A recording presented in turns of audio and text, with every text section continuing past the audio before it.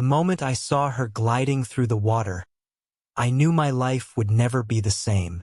Her powerful strokes sliced through the pool with a grace and strength that left me breathless. I wasn't supposed to be there that day, just wandering campus to kill time before our study session. But fate had other plans. I'm Caleb Morton. 3 years ago, I sat in my bedroom with a razor against my wrist, convinced the world would be better without me. The scars are still visible, constant reminders of a past I was desperate to escape. Highland Park High School had been my personal hell. The broken wrist from being shoved into lockers, the concussion from having my head slammed into a brick wall, the constant verbal abuse that wore me down until I couldn't see any reason to continue. Stanford University was my fresh start. Away from Chicago, away from the memories. I never expected to find friendship with my football-playing roommate Ethan, let alone acceptance. And I certainly never imagined someone like Nora Bennett, Olympic-caliber swimmer, beautiful, confident, and inexplicably interested in me, would enter my life. "Calculus throws me," she said that day in class, those deep blue eyes looking right at me. "I've seen you in lectures. You're good at this, aren't you? I know it's presumptuous, but I need help." That simple request for tutoring would change everything. But as our connection deepened, I found myself caught between two competing fears. That she would eventually see the broken person I believed myself to be, or worse, that she was real, and I might actually deserve the happiness she offered. As I stood by the pool that afternoon, watching her powerful form slice through the water with Olympic precision, I felt that familiar tightness in my chest. The voice telling me I didn't belong in her world. How could someone who had stood on international podiums, who had medals and records to her name, possibly want someone like me? What I didn't realize then was that Nora had her own demons to battle. And sometimes, two wounded souls can heal each other in ways neither could manage alone. As I started unloading my parents' van, I couldn't help but feel a surge of anxiety. Who wouldn't? It was my first day at Stanford University. Stanford, the place I had dreamed of since my freshman year of high school. After the long drive from Chicago to California, I had finally made it. My parents helped me carry the first load of belongings up to my room. When we reached the door, I found it open. "Hey, you Caleb?" A voice called out from inside. "Yeah, that's me," I replied, setting down a box just inside the doorway. "I'm Ethan Briscoe," he said, extending his hand. I shook it, immediately noticing how huge Ethan was. I'm tall but skinny, he was tall and solid muscle. Great, I thought. A football player. If there was one thing I couldn't stand after my high school experiences, but Ethan surprised me. "Need some help?" he asked, already moving toward the door. "Sure, thanks," I replied, trying not to sound as wary as I felt. "Are you all moved in?" my father asked him. Ethan chuckled. "Been moved in for a while. Football players had to be here a month ago." Despite my initial wariness, Ethan helped my parents and me bring everything up from the van. He seemed genuinely nice, nothing like the football players I'd known in high school. After we finished, I walked my parents back to their van to say goodbye. Mom was teary-eyed, and Dad kept clearing his throat, the Morton family signal for fighting back emotion. I was their only child, and now I'd be 2,000 miles away. I didn't cry, but I knew I was going to miss them. They were amazing parents. "Call us when you get settled," Mom said, hugging me tight. "And remember, you can come home anytime." "Anytime. I'll be fine, Mom," I assured her, though I wasn't entirely convinced myself. Back in my room, Ethan was sitting on his bed, reading what I assumed was a football playbook. He looked up when I walked in. "Your parents get off okay?" he asked. "Yeah," I replied, starting to unpack my clothes. "Where are you from?" I forgot to ask. "Just outside Milwaukee," he said with a grin. We're almost neighbors, I replied. Since you play football, I'm guessing you're a Packers fan? I nodded toward an autographed picture of Brett Favre on his desk. Are you a football fan? He asked, studying me. I take it you don't play. Not with that build. It wasn't said in a rude way, which surprised me. No, I don't play, but I'm a Bears fan, I admitted. He laughed. The Bears aren't exactly known for their quarterbacks. I was thinking more about linebackers, I said. Speaking of which, what position do you play? Linebacker, Ethan grinned. I was All-State in Wisconsin last year. A few Big Ten schools recruited me, but I'm sick of snow. Tell me about it, I agreed. I got offers from Northwestern and UIC, but California sounded better. Full ride? He asked. Yeah, academic, I nodded. Oh, great, Ethan laughed. A brainy roommate. Us dumb football players need all the help we can get. I couldn't help myself. Most football players I knew in high school needed more than that. To my surprise, he cracked up laughing. You're not fond of football players, are you? I just looked at him, tensing slightly. Hey, he continued, his tone softening. I had guys like that on my high school team too. I know what some of the smart kids went through. I relaxed a bit. Yeah, pretty much. We sat there chatting for a while longer, very relaxed. I liked Ethan immediately. He was cool and didn't seem full of himself. Very unlike the football players I'd known before. He got it. He understood. Back in high school, I was picked on constantly. I was a geek and I knew it. Valedictorian of my class, tall, skinny, glasses until senior year when I finally got contacts.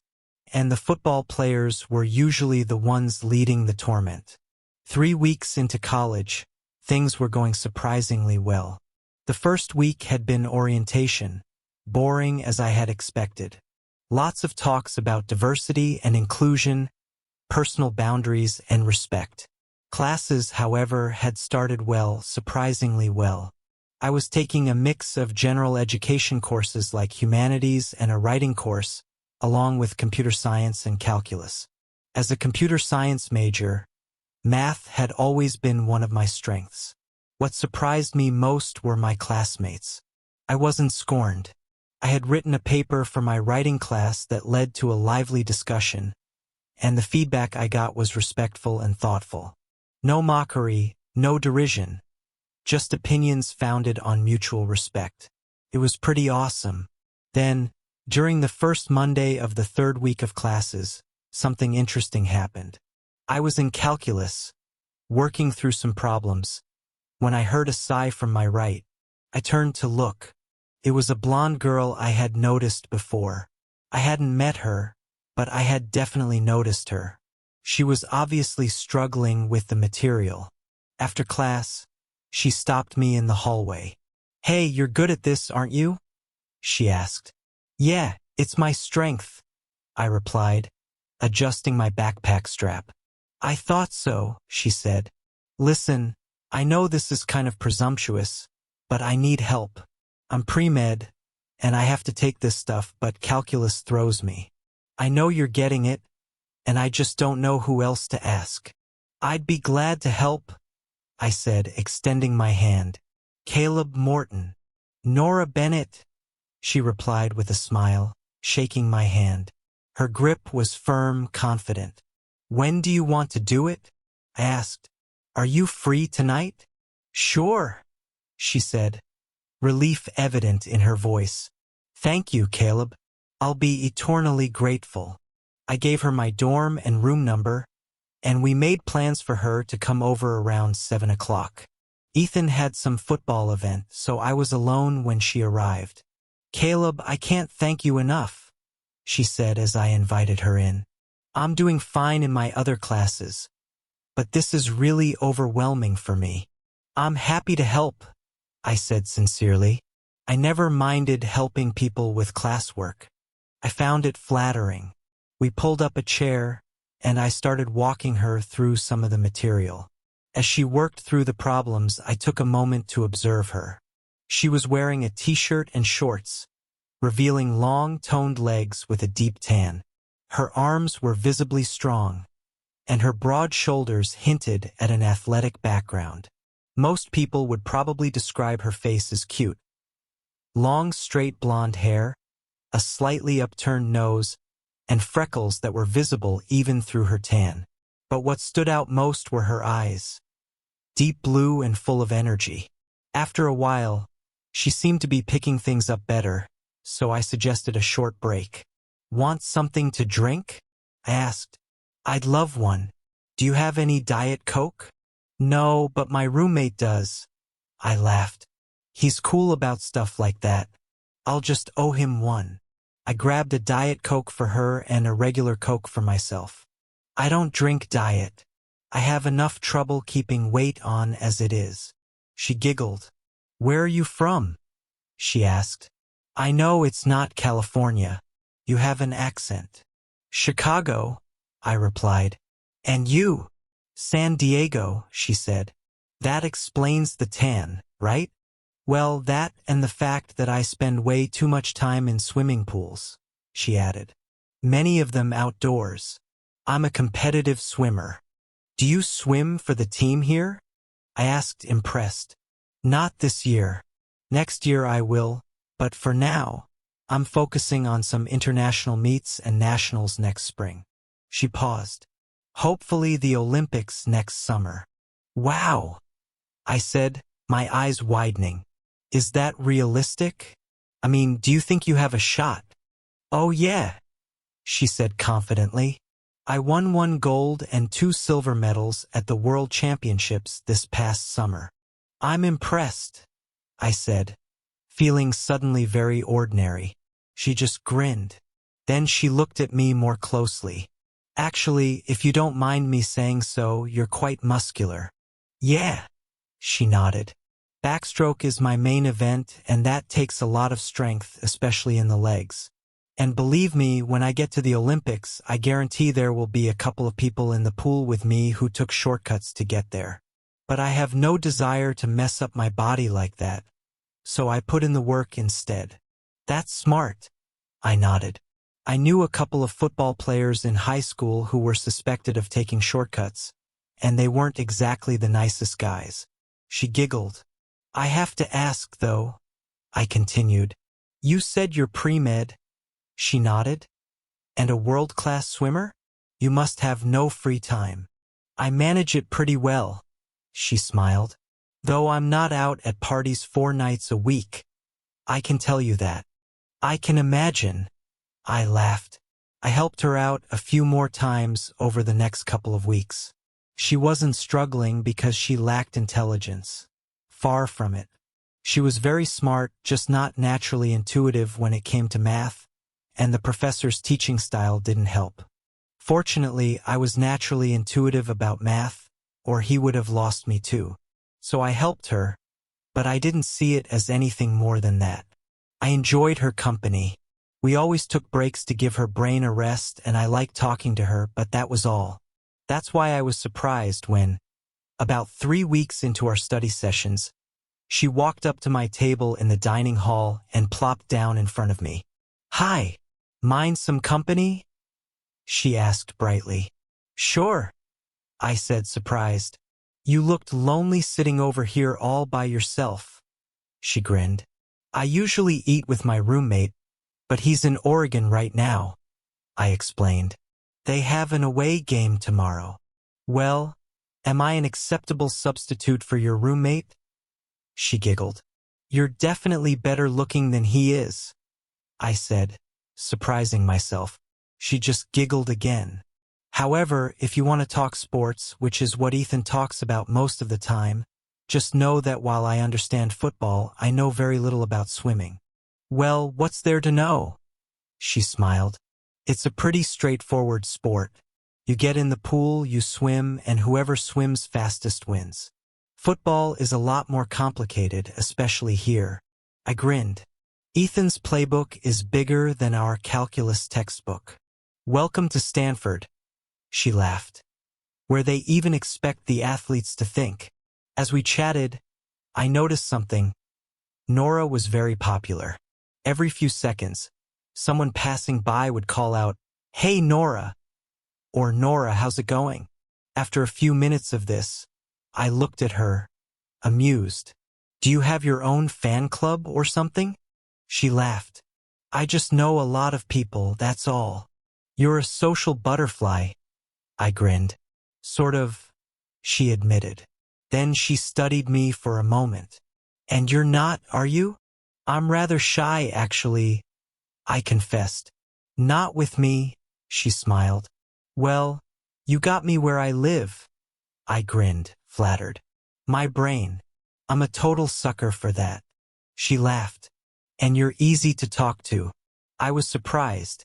Even though I asked for your help, you talk to me like I'm a person, not just a walking calculator.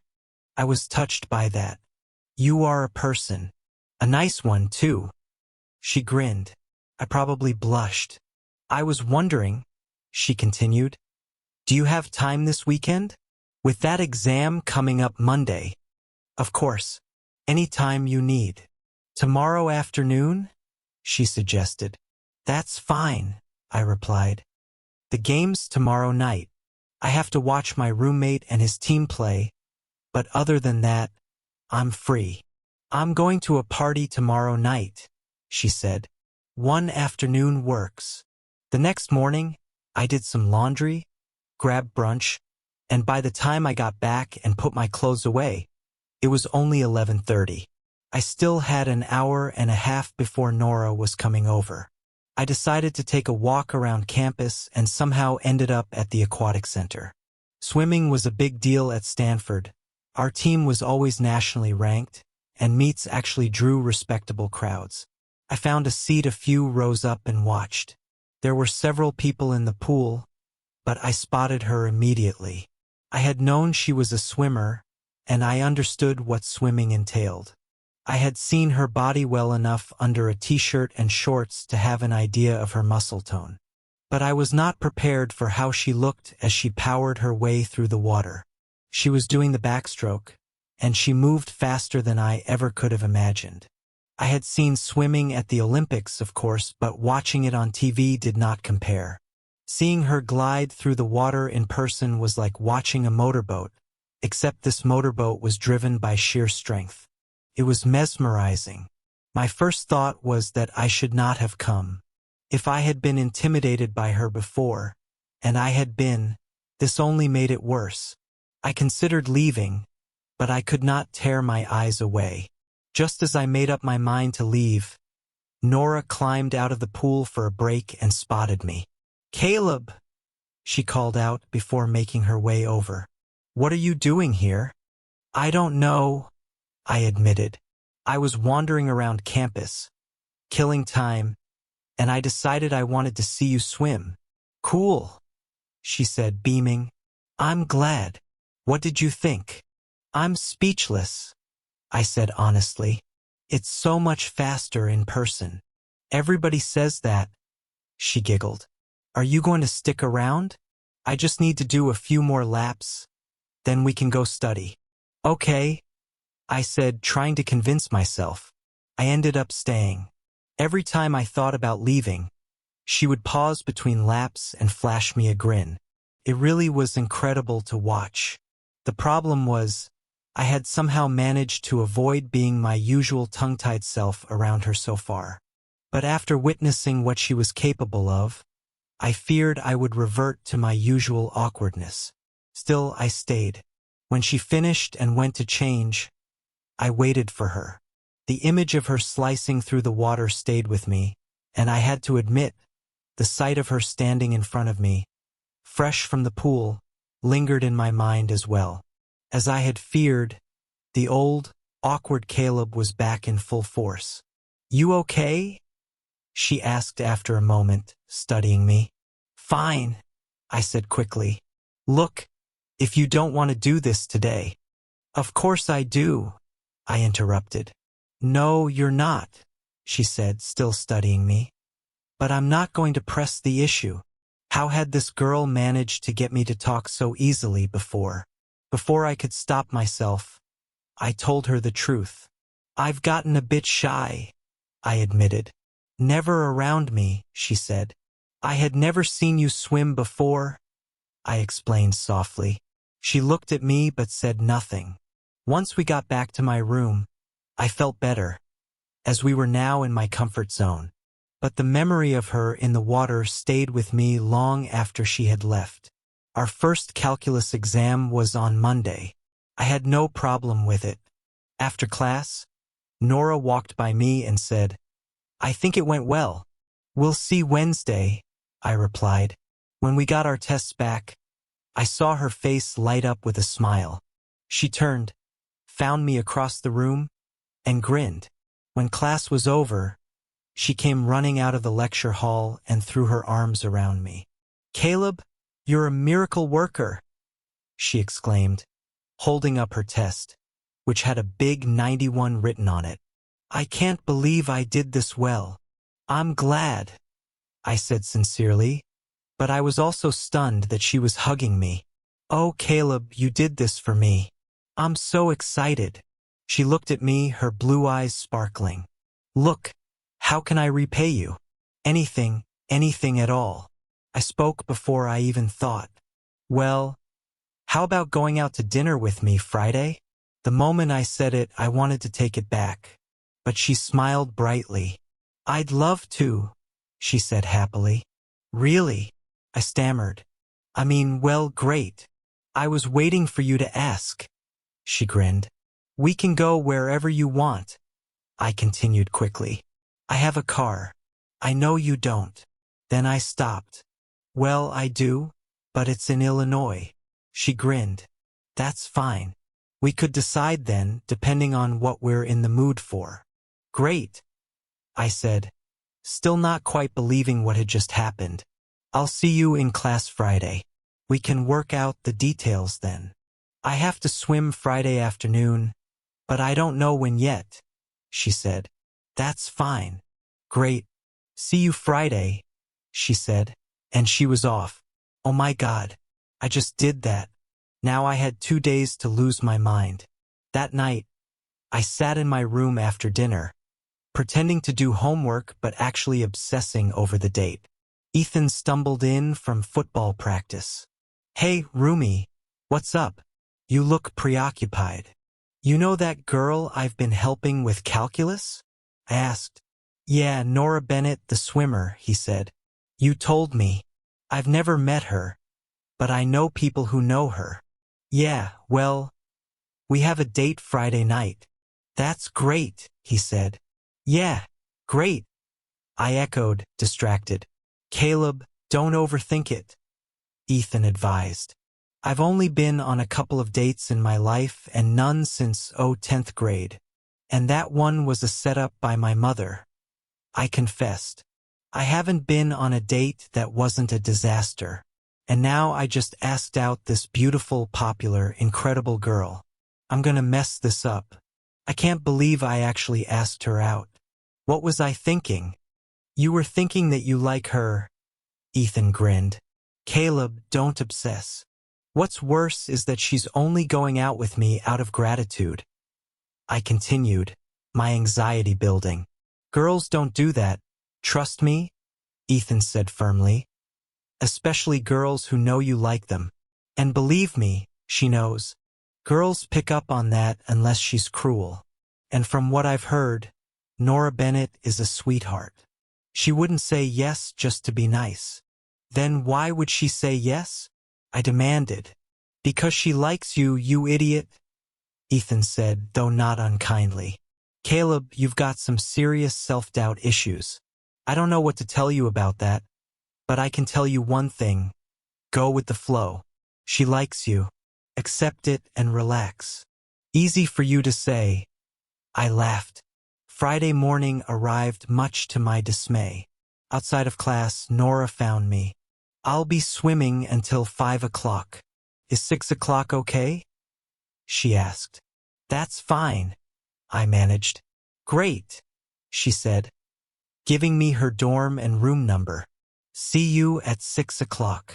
And with that, she was off, leaving me with a few lovely hours to panic.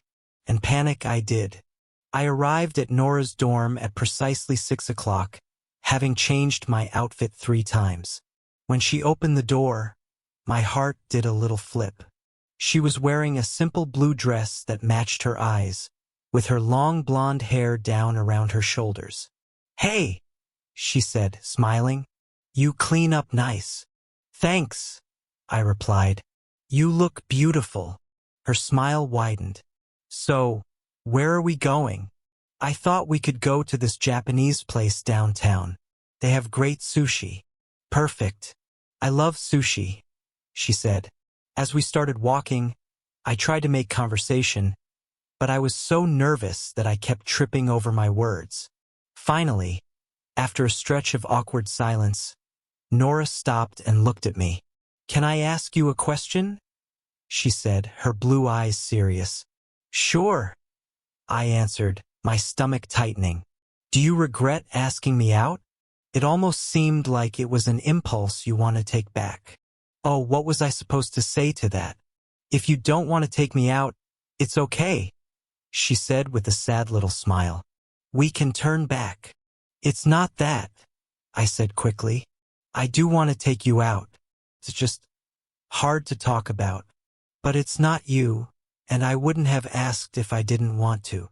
She grinned at me. "You didn't expect me to say yes, did you?" "No, I didn't," I admitted. "You shocked the daylights out of me." "Why? Why is it so shocking that I'd say yes?" "I didn't say anything. Caleb," she continued with a smile, "when I asked you how I could repay you for helping me with calculus, that was a hint. I wanted you to ask me out. If you didn't, I was going to do it myself." She giggled. I stopped walking. "What?" "Caleb, again. Why is this so shocking?" I took a deep breath and told her the truth. This is my first date in 3 years, and it's the first time I've asked anyone out and gotten a yes in close to 4. The one 3 years ago was a blind date arranged by my mother. My list of rejections is probably longer than your list of swimming trophies. Girls do not go out with me. Then I blurted out the rest. The reason I wanted to take it back when I asked you out, I was sincere. I want to go out with you. I just can't help but think that you'd have been better off going out tonight with just about any other guy on campus. I'm out with who I want to be out with, she said definitively. We really need to work on your confidence, though. That's a project for another day, she grinned. Today we'll just get you to like sushi. Come on. And she grabbed my hand as we walked down the street. Still holding my hand, she said, "Look, I'm glad you told me you haven't dated in a while. I knew you were inexperienced, but I didn't know it was that bad. But it's okay. You know, I want to be here with you." I said yes because I wanted to go out with you. Just remember that. Okay? Okay, I said, my hand warming in hers. We got to the restaurant, and I decided to let her order. "We can just get a selection," she suggested. "I like all types of sushi, so we can have them bring a platter over and see what you like." She started me off with some of the easier ones, which had cooked ingredients like crab and shrimp. "That green stuff is wasabi, Japanese horseradish," she told me. "Be careful with that. It packs a kick." I tried it and actually put some more on. "I like that wasabi stuff. It's not any hotter to me than regular horseradish, and my mother's Polish, so I know my horseradish." I grinned. The first few things she introduced me to, the milder ones, I liked.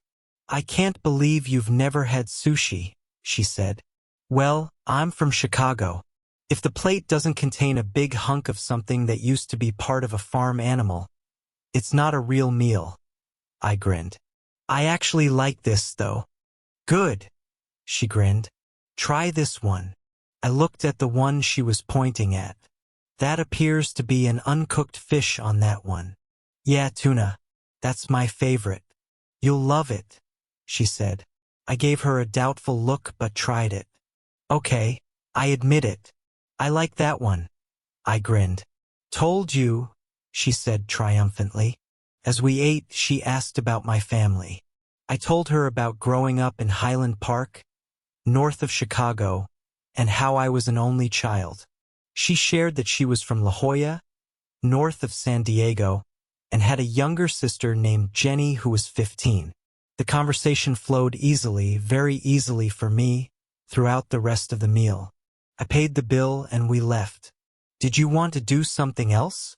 I asked, hoping the night wasn't over. Yeah, she grinned. What's playing at the movie theater? Let's go find out. We started walking to the theater, and she took my hand again. It was pathetic. Really, how much of a thrill I got from that. I was 18 years old and got a thrill out of a girl holding my hand. I tried to just enjoy it and forget how pathetic I was. We found a romantic comedy we both wanted to see, so I paid for our tickets. We got some popcorn and went in. It was a good movie, and we both enjoyed it, laughing as we munched on the popcorn. After the popcorn was gone, we put the tub on the floor, and she leaned closer to me, wrapping her arm around mine. It took me a minute to notice it was a good movie, and not noticing right away made the little thrill I got when I did realize it a little less pathetic. After the movie, we walked hand in hand to her dorm, laughing and discussing the funnier moments from the film. I took the elevator up to her room with her. I'd invite you in, but my roommate is temperamental about her beauty sleep, Nora giggled. That's fine, I assured her. I'm going to get woken up at about 8 o'clock tomorrow morning anyway. Ethan's got a game, and he's not quiet in the morning. Caleb, I had a great time, she said, her blue eyes sparkling. I told you this date wouldn't be a disaster. I had a great time myself, I told her sincerely. Good, she said. She looked at me, then leaned over and kissed me. It wasn't a 5-minute long, heart-stopping moment or anything like that, but it was sweet and warm and nice. Very nice. I was shocked at first, but then returned the kiss. Good night, she said, blushing as she opened the door to her room. Good night, I said, watching her go in. Then I floated back to my dorm. I was still asleep the next morning when I heard a light knock on the door, followed by Ethan's voice. Hi, I was looking for Caleb. You must be Nora. And you must be Ethan, came a familiar giggle. In the flesh. Come on in. Ethan opened the door. Jesus, roomie. I'm not dressed, I said, thankfully still under the covers. Is that my hello? Nora giggled. Hello, I replied, my face heating up. Do you mind if I get dressed? You really do embarrass easily, she laughed. Are you completely naked? She asked with a twinkle in her eye. Well, boxer shorts. Then who cares? She grinned. You've seen me in a swimsuit anyway. Do you have any plans today? She asked casually. Well, this afternoon I was going over to the stadium to see my roommate over there take down UCLA's quarterback, I replied. Ethan Briscoe, number 58.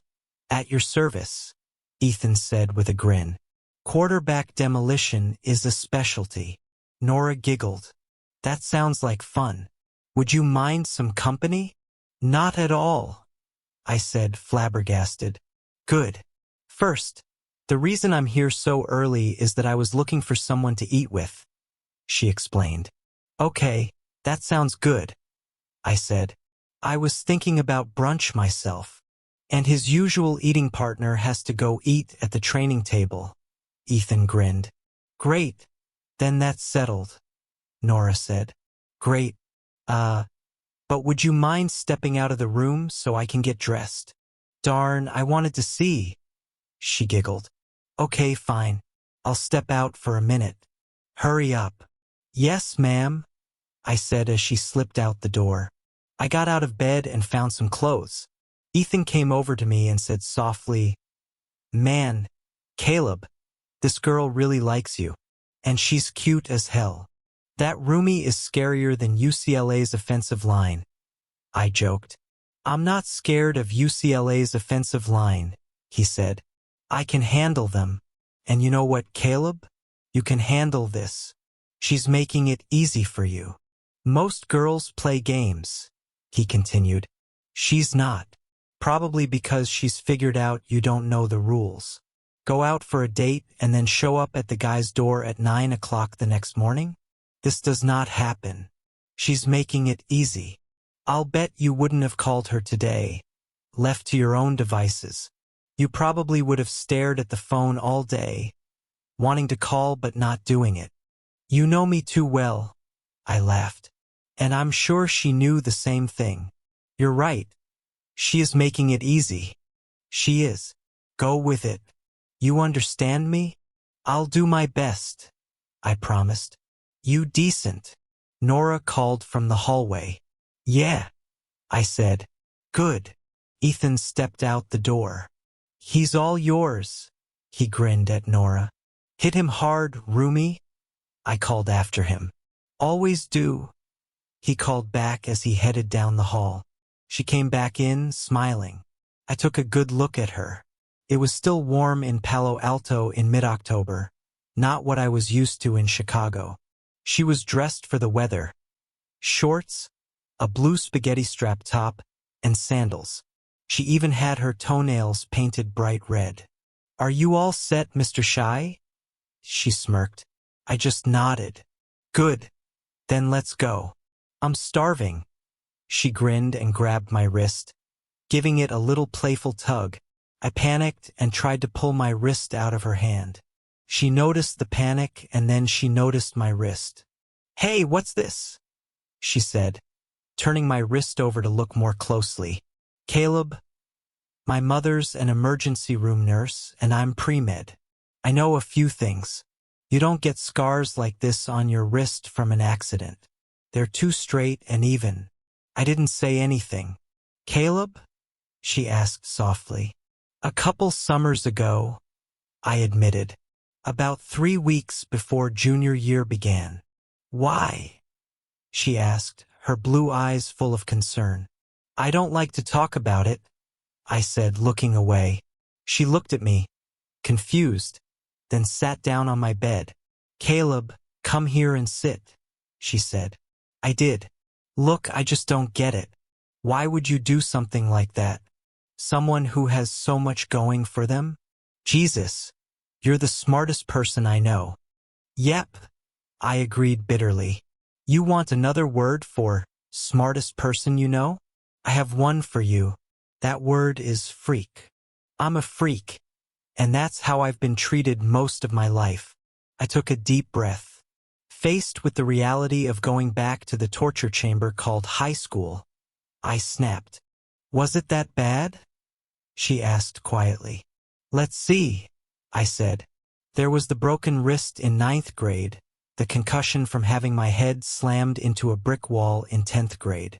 We'll just gloss over the minor bumps and bruises, and I haven't even gotten into the verbal abuse. I swallowed hard. Let's just say that the first person I've ever considered a real friend is Ethan, and I met him only a month and a half ago. She took a deep breath. You regret failing, don't you? I did then. For a long time. I looked down at my hands. Of course, word got around, and I was treated like more of a freak. Funnily enough, I was picked on less. People steered clear of me because then I was the crazy person in addition to the rest of my defects. Being invisible isn't fun, but it's better than being beaten. Well, I need to say something. 2 things actually, she said, taking another breath. First of all, I'm so happy that you failed. I can't tell you how happy. I looked up at that, startled. Second of all, look, I'm not going to argue with what you were feeling. Only you live in your head. However, I need to tell you something. You're not socially inept. You may have been then, you may have been when you were younger. Those things tend to linger when you go through school with a lot of the same people for years. I nodded. But you're not now, she continued firmly. You need to know that. Well, you and Ethan see it. I don't know if anyone else does. I get the feeling that Ethan does. She smiled. You're right. He does. I admitted. You guys make it easy. Both of you. I don't know how much of it is me, I confessed. More than you think, she said. Hey, let's go eat. All right. I'm glad you told me, she said as we headed toward the door. You didn't give me much of a choice. I grinned. I'm very good at that, she grinned back. We headed off to the dining hall. Thankfully, the topic of my past struggles was dropped, and we had a nice chat over breakfast. After we ate, Nora suggested we go for a swim. It'll help burn off some of this food, and I need to keep loose for my training, she explained. I was hesitant, but she convinced me. Don't worry, she said. I'll take it easy on you. We went back to our dorms, got our swimsuits, and met at the university pool. Nora was already in the water when I arrived, swimming laps with that powerful backstroke I'd seen before. I'll race you to the other end, she called out when she saw me. I dove in, swimming as fast as I could. I was not even halfway back before she passed me again on her second lap. I had thought she was fast when I watched her from the stands, but swimming right next to her was like trying to keep pace with a freight train.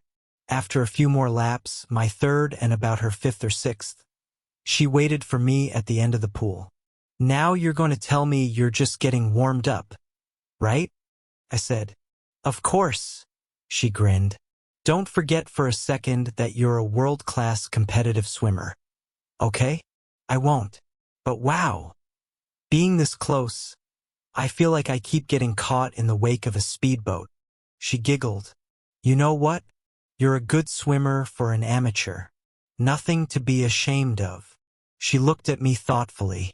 It's a pity you're too old to take it up seriously. You have a body for it. Excuse me? I laughed. You have more muscle in your big toe than I have in my entire body. Well, if you were doing it competitively, you'd weight train, silly, she teased. Anyway, I'm a backstroker, but what you have a body for is the butterfly. Even when butterfly swimmers put on muscle, they stay long and lean. Butterfly? I questioned. I'll teach you, she grinned. Even for recreational swimming, someone with your body type will find it more efficient. She taught me the basics of the butterfly stroke and had me practice while she went back to her powerful backstroking. She was right, though. I did find it easier, and I told her so. You picked that up quicker than I picked up calculus, she giggled. I'll have to get used to it, though. It's a shoulder movement I'm not familiar with, and they're a bit sore. Yeah, that's the hardest part of learning the butterfly, she agreed. Do you swim the butterfly? I asked her.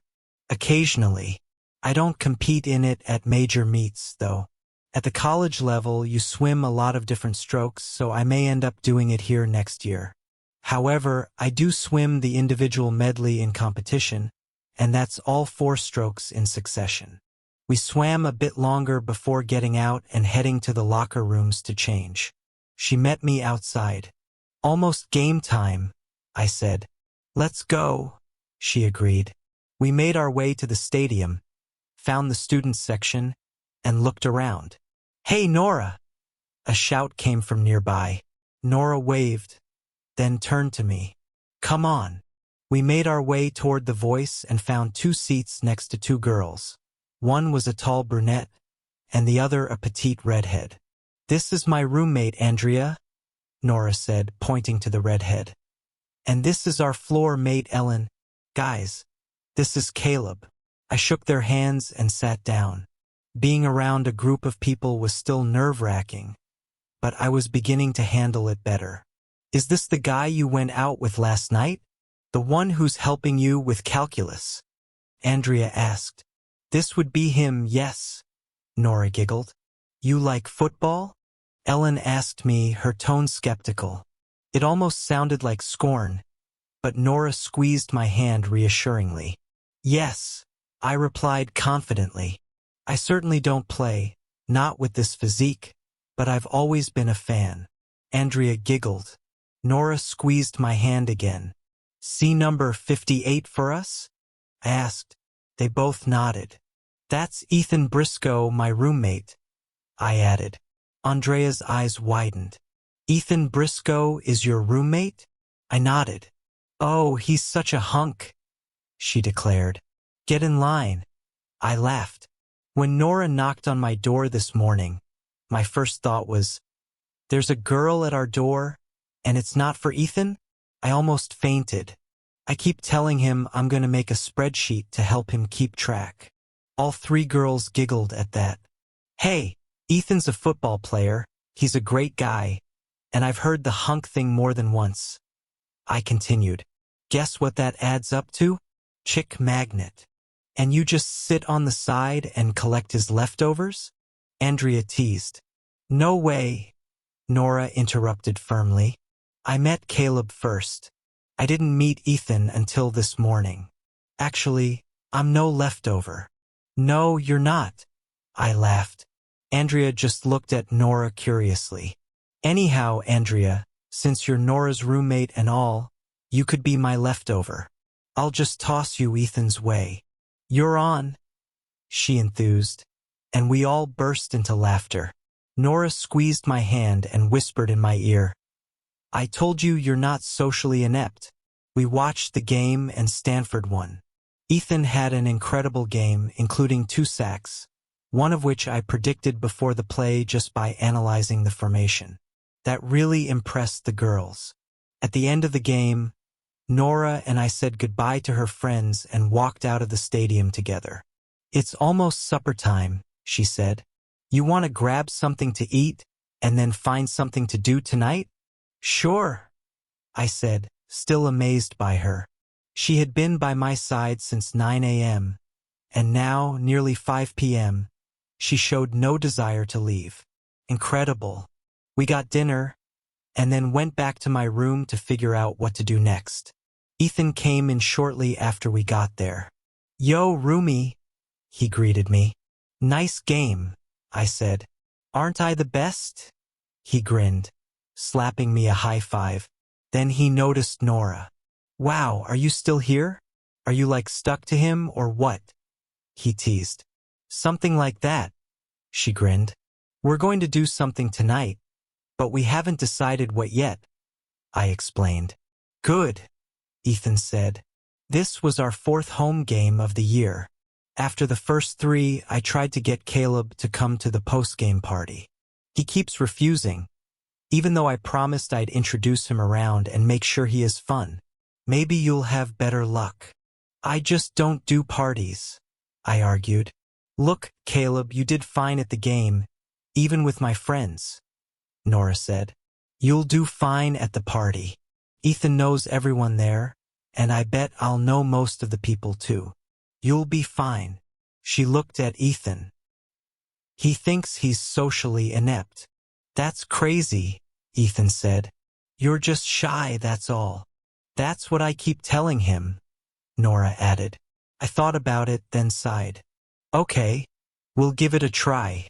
We went, and at first it wasn't bad. I didn't know a lot of people, but some of Ethan's teammates and friends introduced themselves. The guys I could actually talk football with, and even a few girls seemed to be flirting with me. Not that I was sure. I didn't have much experience with that. Not that it mattered anyway. Not with Nora's arm wrapped possessively around mine. And I wasn't complaining about that. After a bit, Nora walked over to a cooler and pulled out a beer. Want one? She asked. I'm not much of a drinker, I admitted. That's okay. Far be it from me to try to talk you into it. That would be contributing to the delinquency of a minor. She grinned. I'm surprised you drink with all your training and everything, I told her. That's why I drink very seldomly and very sparingly, she explained. I told you I don't go to parties often. When I do, I have a good time, but I limit myself.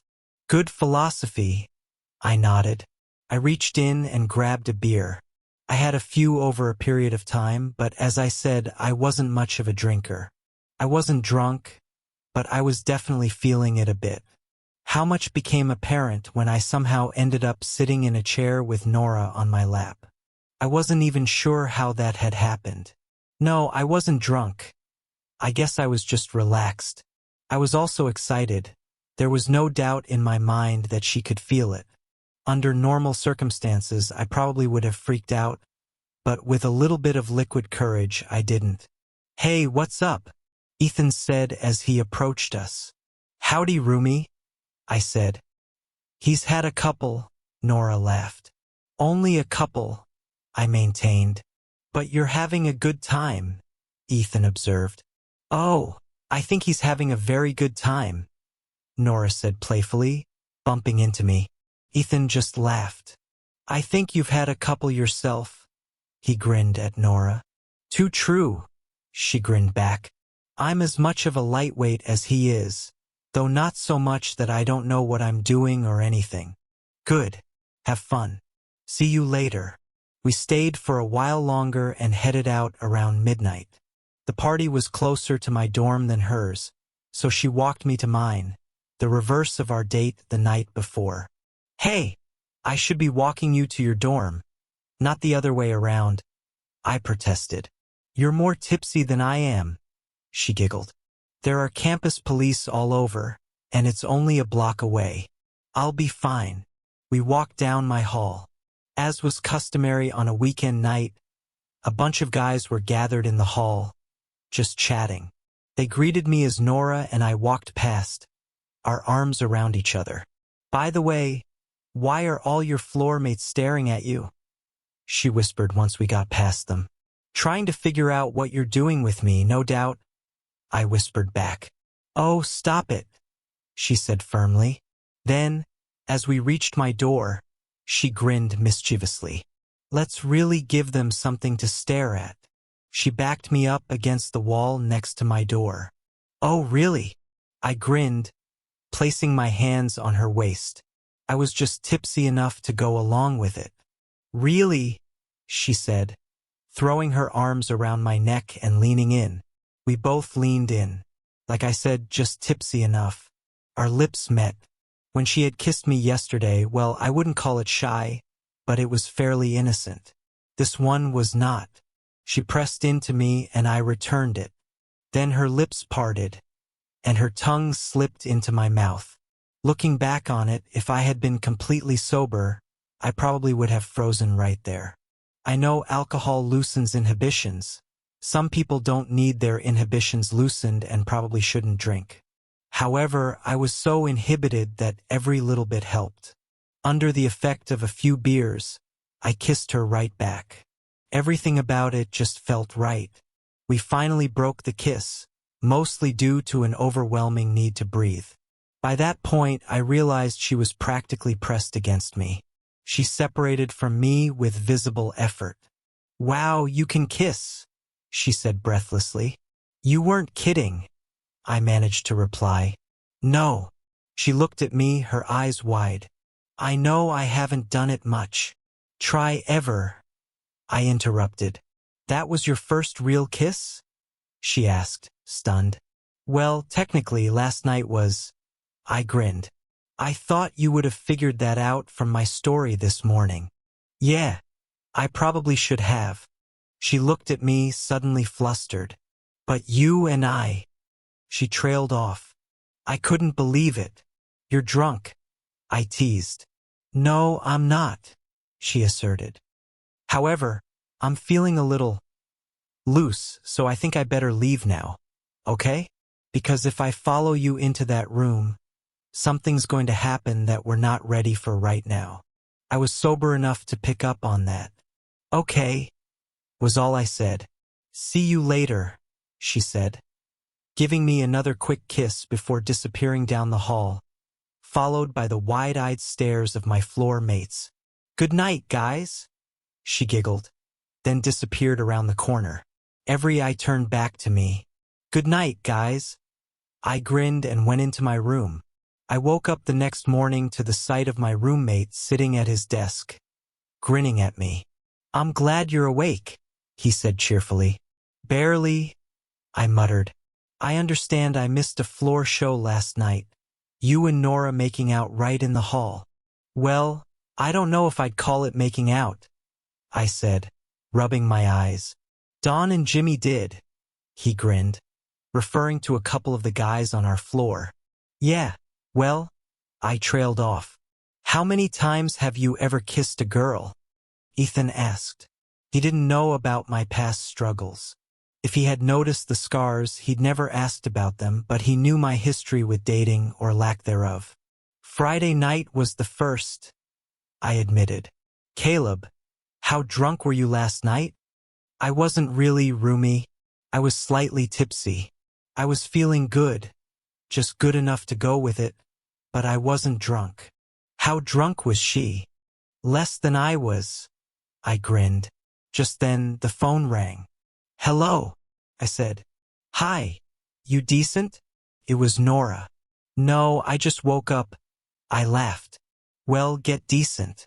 You have a half hour. I want my brunch partner again today. Yes, ma'am, I said. After I hung up the phone, I grinned at Ethan. Nora, she wants to eat brunch again today. She'll be here in half an hour. I started hunting for some clothes. Ethan looked at me with a serious expression. Caleb, we need to talk. Yeah. Look, you've been generous with your homework help. It's time to return the favor. I'm going to help you in my area of expertise. Football. I grinned. No, the other one.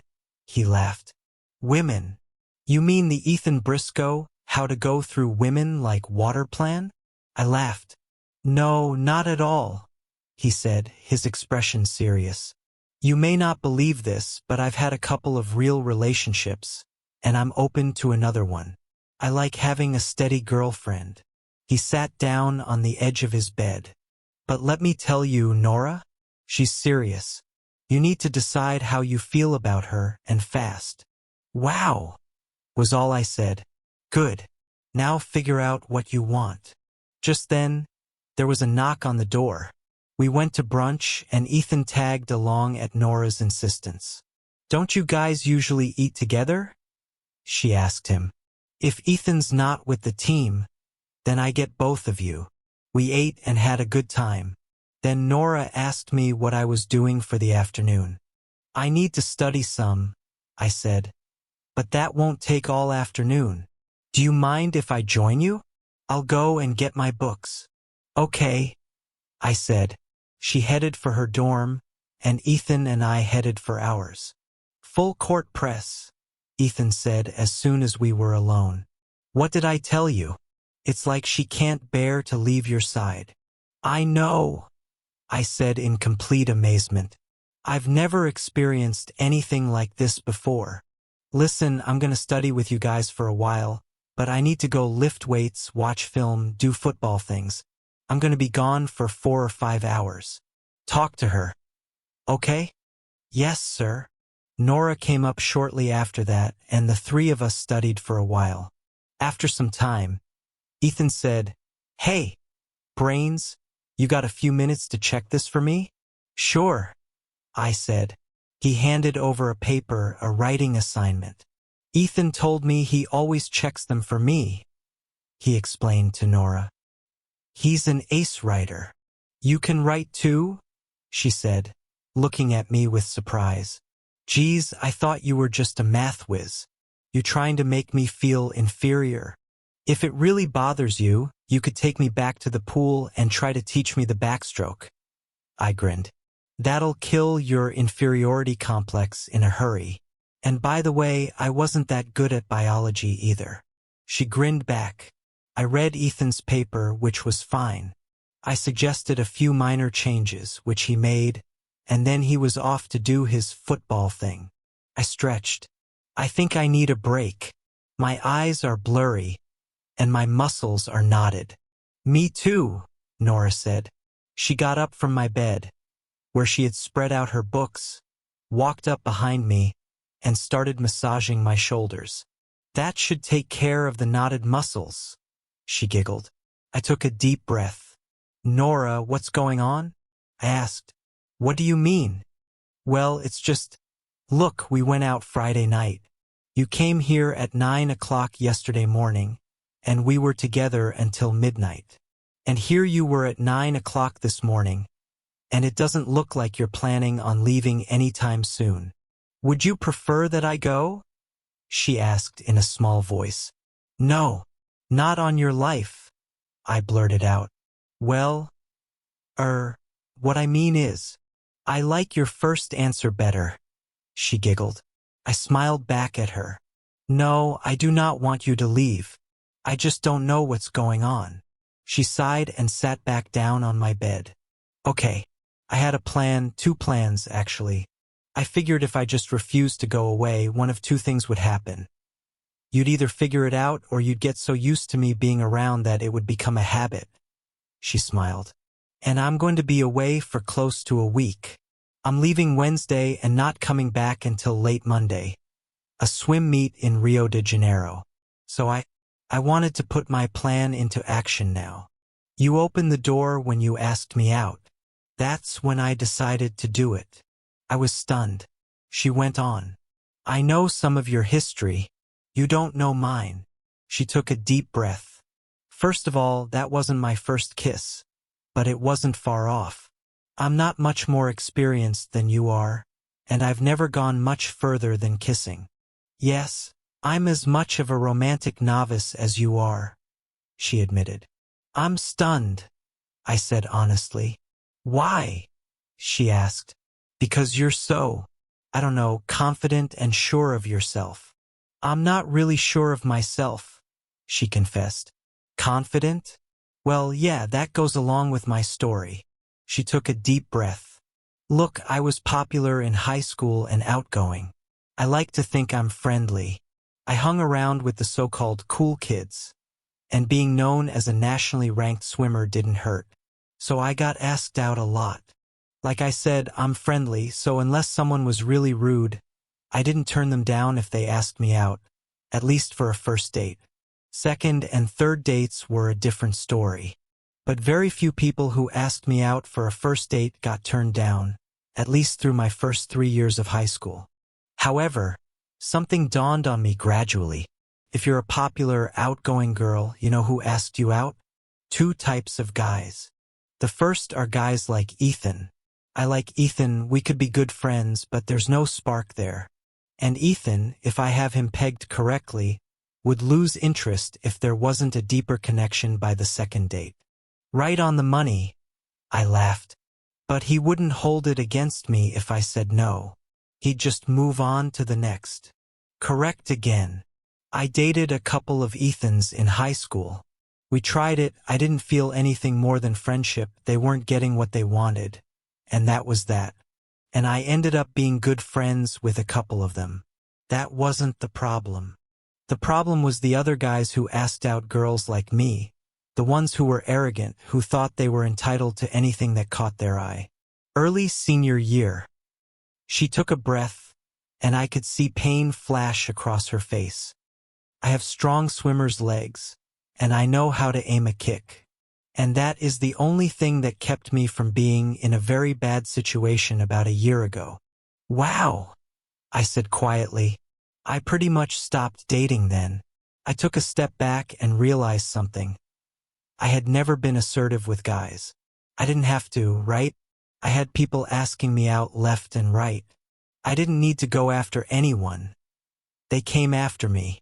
But when I had that bad experience and stepped back, I realized something else. I was getting asked out, sure, but not by the right guys.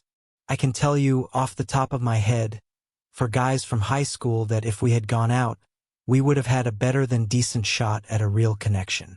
But they weren't in the cool kids clique, and they were afraid to ask me out. And I didn't even realize it until it was too late. I thought, hey, guys ask me out, right? Why would anyone be shy to ask me out? I never say no. That's what I thought. But I was so caught up in my social circle that I never realized I intimidated people. But I did. So when I came here, I told myself, college is a new chance. I vowed that I was going to choose who I went out with. I wasn't going to sit around waiting. I was going to make it happen. She smiled at me, her eyes warm. And then I met you. You're the kind of guy I wish had asked me out back in high school. Only you're even more so. And to tell you the truth, if I were at all used to doing this, I would have been even more assertive. I wanted to ask you out the first day I met you, but I was only strong enough to give not-so-subtle hints. But after we went out Friday night, and I had such a great time, I said to myself, don't let him get away. Do everything you can. She grinned at me. So here I am. I just looked at her, my mind in a complete haze. Okay. Will you say something? She laughed. When my brain starts working again. Your brain is on the fritz? Now that is a serious problem. That could cause power outages all over Palo Alto, she teased. Very funny, I grinned. I'll admit being 5 feet 10 inches and the fact that you're tall is a big plus, she continued. Oh, and one more thing. I don't know if you like this one, but I find vulnerability incredibly attractive. She grinned. Oh, was all I managed to say. What I don't know is how you feel about me, she said quietly. I took a deep breath. I'm crazy about you, I managed to say. If I'm honest with myself, I've been since the first day you came up here for help with calculus. Okay, then let me throw it back at you. Why me? She asked. You're sweet, you're smart, I said, gathering my thoughts. You're right about us complementing each other. I like your energy and confidence. I've always been drawn to that. You're smart, honest, and trustworthy. And I'm not going to lie and pretend your looks don't play a part either. I grinned. Especially the first time I saw you swim. Good, she laughed. You've never had a girlfriend? No. Well, you got one now. Good, I grinned. Unbelievable. Just unbelievable.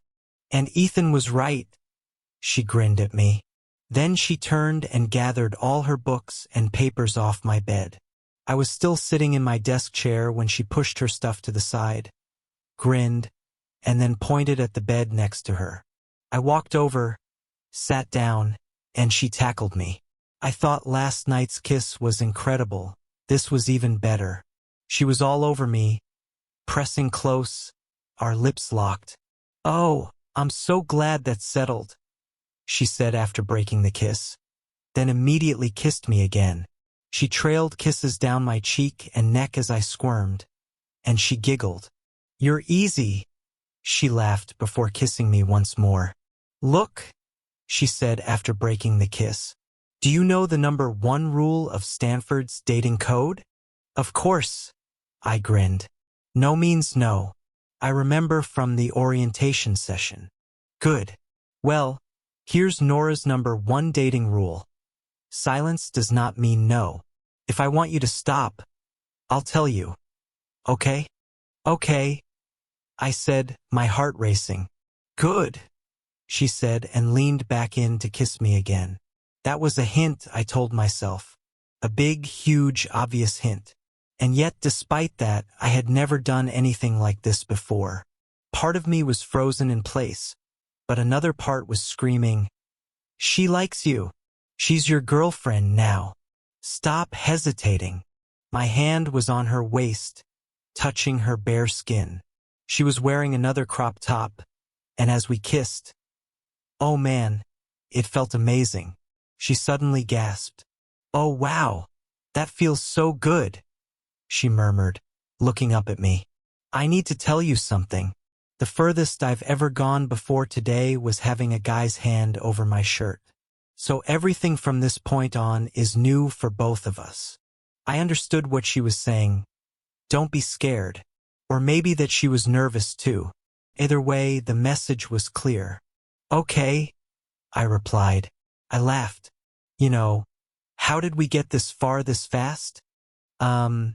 She said, blushing. I got carried away. I admitted it, but I'm glad I did. She took a breath. Look, I wanted this, but I'm not ready to take it all the way. That's fine. Neither am I. I agreed. You see, most guys will be trying to push things further right now. I knew I could trust you. This is as far as I want to go right now, she said, looking into my eyes. Okay, of course, I said, though I had to admit, after everything that just happened, I was feeling a bit overwhelmed. She must have noticed something in my expression because she quickly added, "Oh no, that's not what I meant. I'm not just going to leave you hanging, sweetheart." She grinned at me and playfully pulled my shirt over my head before leaning in to kiss me again. After a while, she pulled back, smiling. That was fun, I'll say. I agreed, still catching my breath. She laughed. I don't mind. And you used to be shy, I teased. She grinned back.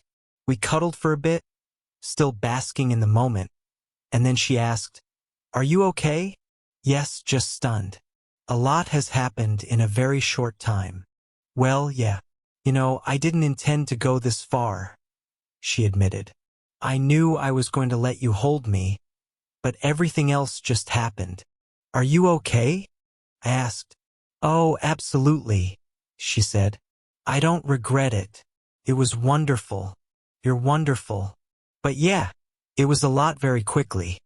I know, I said. It's strange. I'm usually careful about stuff like this, but I really trust you, so I'm okay with it. Better than okay. I smiled. Uh-huh, she laughed. We better get dressed before Ethan gets back, I suggested. Good plan, she smiled. We got dressed and tried to study some more. I'll admit it wasn't very successful. She kept interrupting me with kisses. Not that I minded much. Ethan came back after a while and we all went to dinner together. Afterward, Nora said, "Look, I need to go back to my room and actually study." I know what you mean, I laughed. Save me some time either tomorrow or Tuesday night, okay? Since you're leaving for Rio Wednesday morning. Tuesday, I said. Great. See you in calculus tomorrow, she said, kissing me goodbye. Night, Ethan. And then she was gone. Ethan turned to me. So, he said, spill the beans. What happened?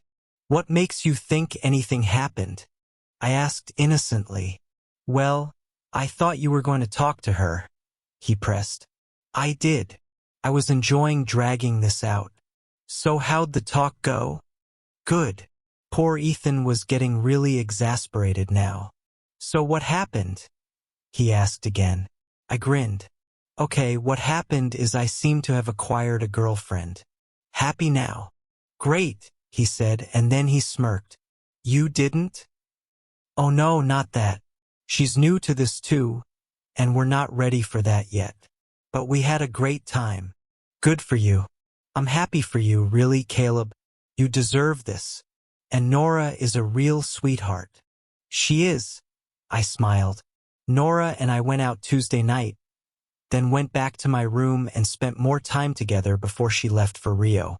Before she left, I asked, "Will you be on TV?" Yeah, on one of the ESPN channels, but I don't know when. It might even air after I get back. She giggled. They don't show Minor Swim meets live anyway. And just like that, she was gone. It was kind of strange. Everything was so new. And then suddenly she was away for a week. The football team didn't have a game that weekend, but they had a party Saturday night. Ethan convinced me to go even without Nora. I still had a good time. Not as good as I would have with her, but still fun. What surprised me was that I actually got hit on.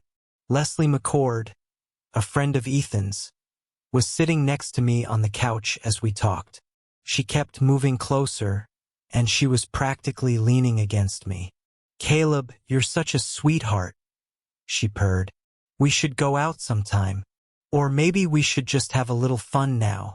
She leaned in like she was about to kiss me. Sorry, Leslie, I said, stopping her. You're very nice, but I have a girlfriend. You do? She asked, surprised. Then why isn't she here? Because she's in Brazil, I laughed. She's a competitive swimmer and has a meet in Rio this weekend. Oh, she grinned.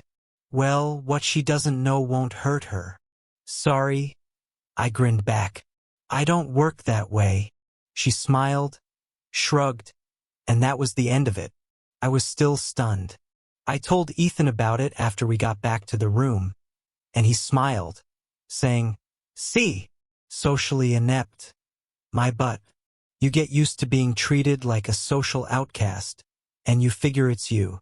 "I've seen your wrists," he said quietly. I just looked at him. I figured it must have been pretty bad. I nodded. "Things are different here. You're different." "Well, I don't know what I was like in high school, but you're not a social outcast, not here. I'm starting to figure that out." Nora was one thing. Maybe I figured that was a fluke, that we just connected in some strange way. But Leslie coming on to me like that was extremely flattering. "Yeah, but I'm glad the flattery didn't go to your head," Ethan said seriously. I just looked at him. "You were flattered, but you turned her down anyway." "Well, yeah," I grinned. Ethan just laughed. "You got it as bad as Nora does. You hadn't figured that out yet." I laughed. Sunday we just hung out, did some studying, and watched football. The Packers beat the Bears, which meant I had to do Ethan's laundry this week. Never bet on football, especially when the Bears are involved.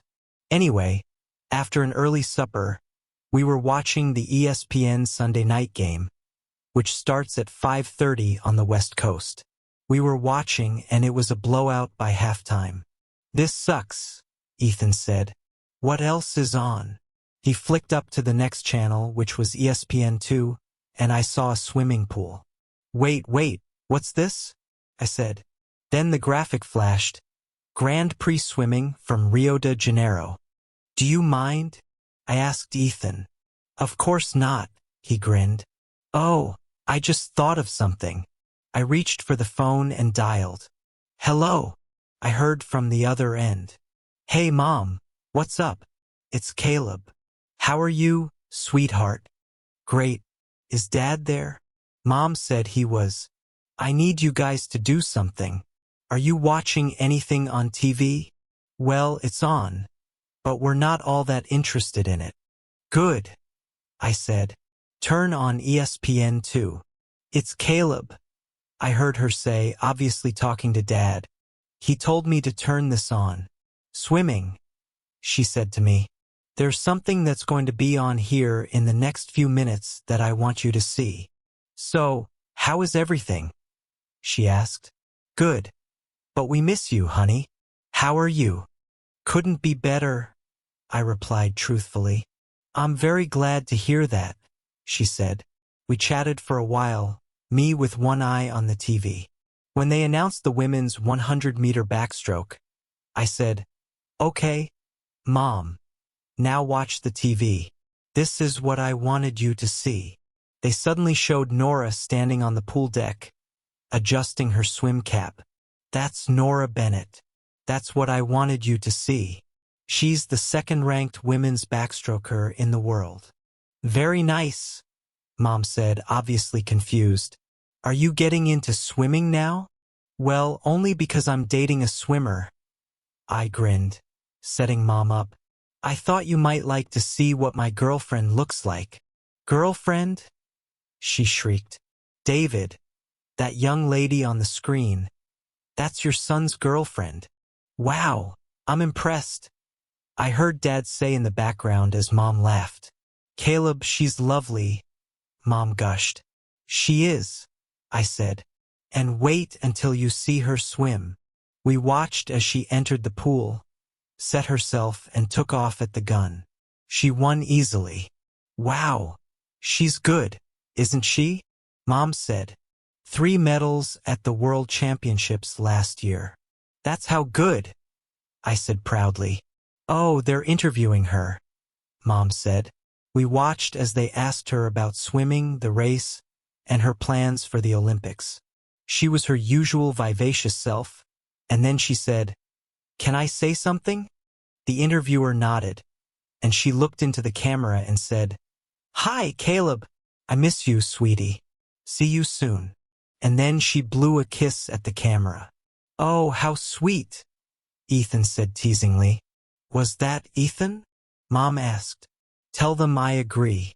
Very sweet. Mom says she agrees, very sweet, I relayed. She's a sweetie, I said sincerely.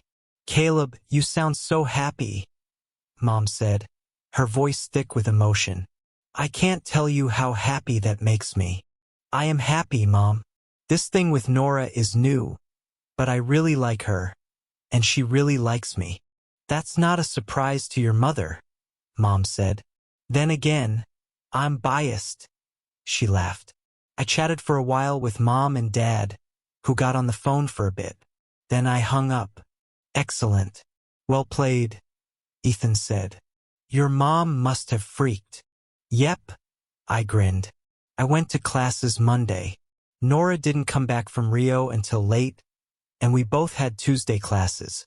So it wasn't until 2 o'clock in the afternoon on Tuesday that I heard the knock on my door. I opened it. There she was, and I was getting kissed in an instant. Well, hello? I smiled after she broke the kiss. Hello to you, she grinned, stepping into the room. I saw you, I told her. It was on Sunday night. And it's a good thing Ethan got tired of the football game and decided to go channel flipping. I'm glad, she grinned.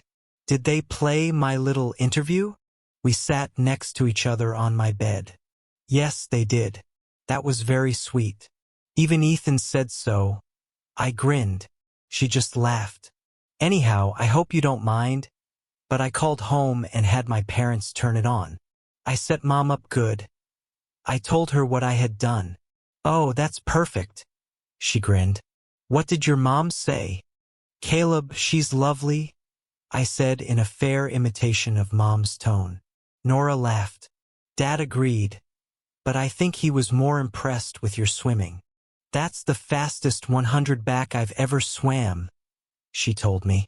The 200 is usually my better race. I think I got inspiration, she grinned, tickling me. I'm glad you called your parents. That was very thoughtful. I'm glad they got to see me. Her voice dropped a bit. Given what you've told me, they must worry about you. Yeah, they do. Less so even before they found out I had a girlfriend because they've talked to Ethan on the phone and realized what a good friend he is. But yeah, they're thrilled. Good, she said. In Rio, either Mom or Dad try to make it to all my meets. For big ones, it's both of them and Jenny. But for stuff like this, at least one of them tries to make it. So I told her all about you. What did she say? I asked nervously. Nora giggled. She's amazed and thrilled that I actually made it past a first date with someone. Did we? I teased. I don't know, what's a date? Well, Friday night counts. The football game counts. The party counts. I don't know if brunch on Sunday counts because Ethan was there. Studying together is a gray area. Tuesday night counts. We stayed here Tuesday night, I pointed out. You had your hand down my pants. That counts, she laughed. Mom would be amazed that that happened. She knows my history, my complete lack thereof, but I didn't feel comfortable telling her that yet. I think I'm happy about that. I laughed. The rest of October and into November went smoothly. Nora had another meet all the way in Ukraine at the beginning of November, but we still managed to spend a lot of time together. The football team was undefeated. I found I had a widening circle of friends. Nora and I got known around school as a couple, and nobody batted an eye, not even her friends. Andrea and I hit it off as well as Nora and Ethan had. It was quite amazing. In the middle of November, we were in my room studying when Nora said, Caleb, are you going home for Thanksgiving? No, too far and not enough time to drive. Too expensive to fly, I explained. I had told Nora I wouldn't be going home until Christmas. That's what I thought, she said. Look, I talked to my mom today, and we agreed. I'd love for you to come home with me to San Diego for Thanksgiving. My mom and dad would love to have you. Wow, I laughed. Meet the parents' time? We're getting serious just now. Well, yes, I wanted to meet you, she laughed. But I also hate the thought of you spending Thanksgiving in a stupid dorm. Great. I'd love to come, I replied. Good.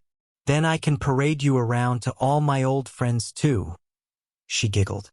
I stiffened a little, and since she had wrapped her arm around mine, she felt it. What's wrong? She asked. Nothing, I lied. Caleb, don't give me that. Talk to me. I hesitated for a moment. Didn't you say you hung around with a popular crowd? Oh, so that's it, she said, teasing me. Don't worry. I'm introducing you as my boyfriend, and you'll do fine. My friends will be on their best behavior, and I can always put them in their place if I have to. She grinned. I cracked up laughing. You're something else, you know that? Yep, she agreed happily. This will be fine, I promise. She took a deep breath. Caleb, I love you. Hearing that made my heart race, and for a moment, I couldn't breathe. I felt dizzy, like everything around me blurred except for her eyes. Somehow I managed to say, I love you too, because I really did. She beamed at me, and all I could feel was pure, unadulterated joy. Typically, she was the one to make the first move, but this time I was the one to take action. I pulled her into my arms, gently laid her back on the bed, and kissed her passionately. Then I pulled away, feeling there was something more I wanted to explore. I wasn't surprised by her next action. She started to undress me. Your turn, she said with a playful smile, and I helped her. It didn't take long before we were both undressed, but I paused. You don't have to do this, you know, I said. There's no need to feel like you owe me anything. I know, she replied, but I want to. I've wanted to for a while, but I've been hesitant. If you're ready, I'm here, I reassured her, though I could tell she wasn't completely sure. She looked at me with determination. It's going to happen. I promise you. You'll be my first, and soon. I just need to be completely ready. I'm fine with that, I said. She smiled and nodded. I trust you. You've never pushed me, and that means everything to me. Good, I smiled back. The ball's in your court. I know, she said softly. And I trust you too, Caleb. You've helped me with things I never thought I could get past. I'm working on being ready. I nodded, knowing that whatever happened next, it would be when she felt it was right. Thanksgiving break arrived, and we flew to San Diego together. I was nervous about meeting her family, but Nora assured me they would love me. Her father picked us up at the airport. A tall, distinguished-looking man with graying temples who greeted me with a firm handshake. So you're the young man who's been making my daughter so happy, he said. Dad, Nora groaned. Don't embarrass him in the first 5 minutes. Mr. Bennett laughed. Just stating facts, honey. When we got to their house in La Jolla, Mrs. Bennett was waiting at the door. She gave me a warm hug, then held me at arm's length. Exactly as Nora described you, she said with a smile. Mom, Nora warned. What? I'm just saying he's handsome.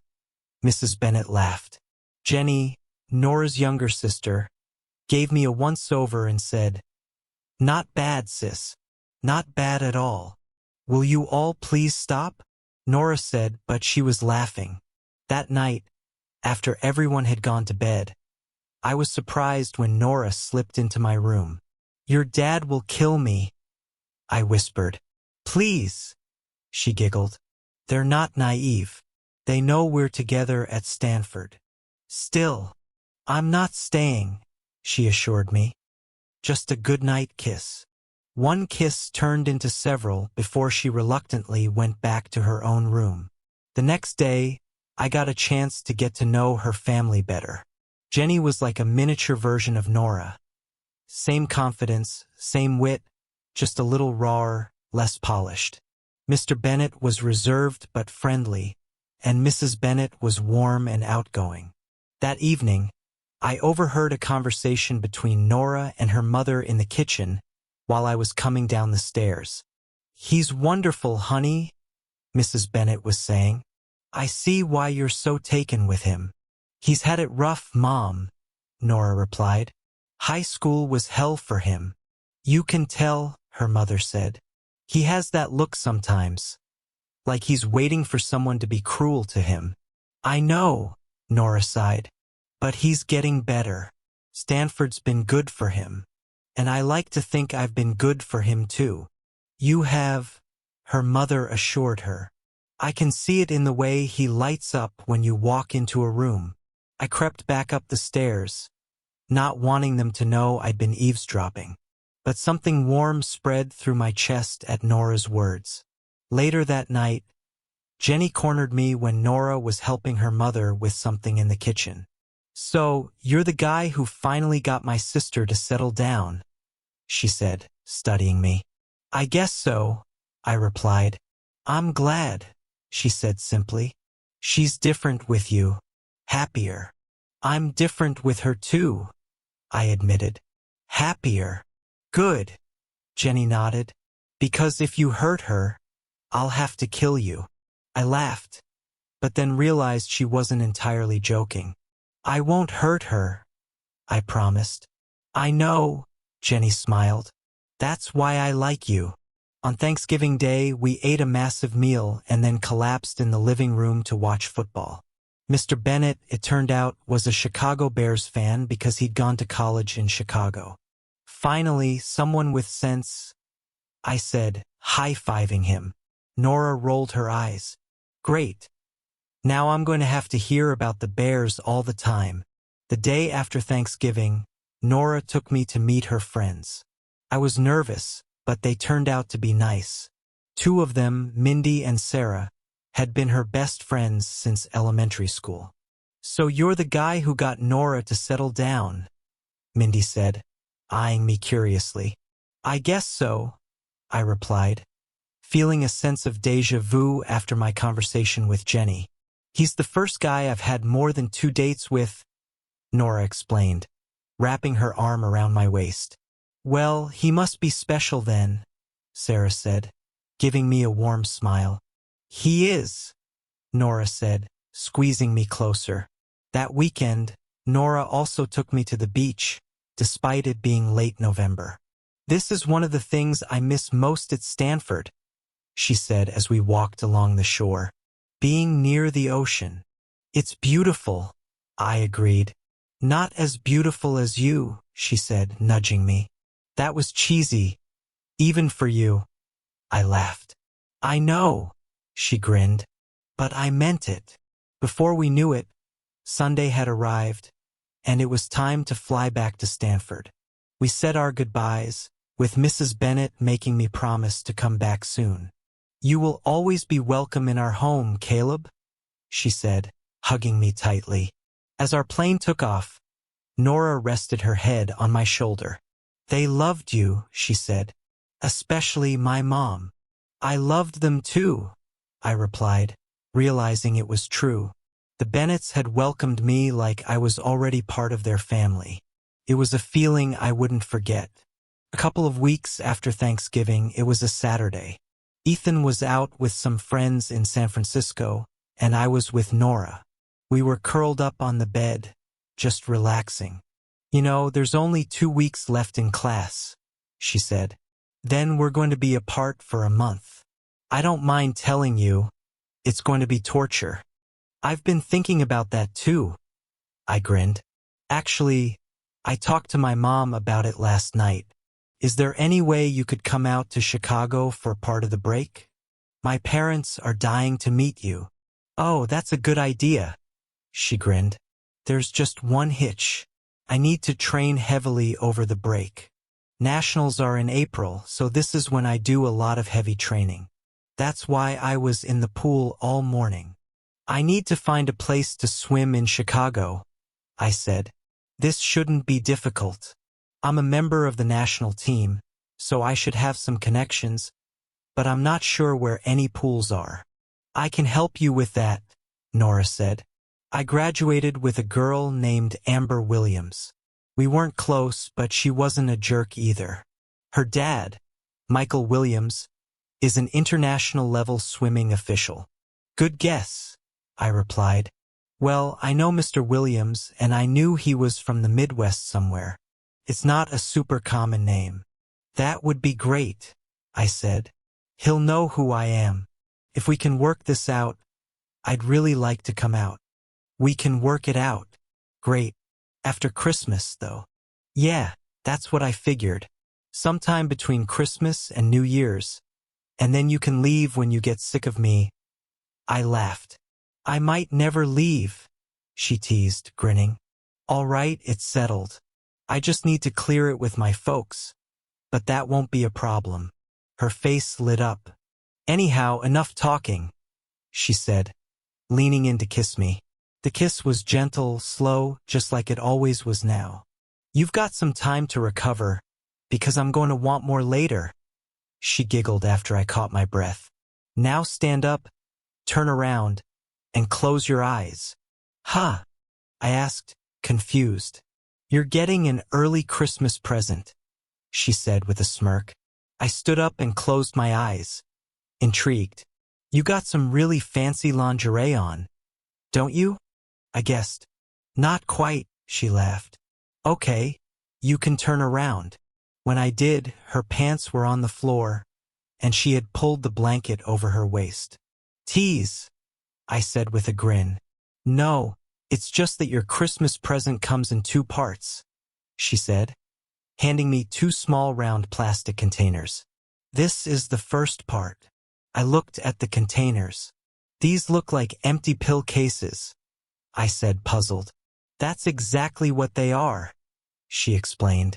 They're birth control pill containers, one for the first month and one for the second month. I finished the second month about 5 days ago, she explained softly. You have to take them for 2 months before they're effective.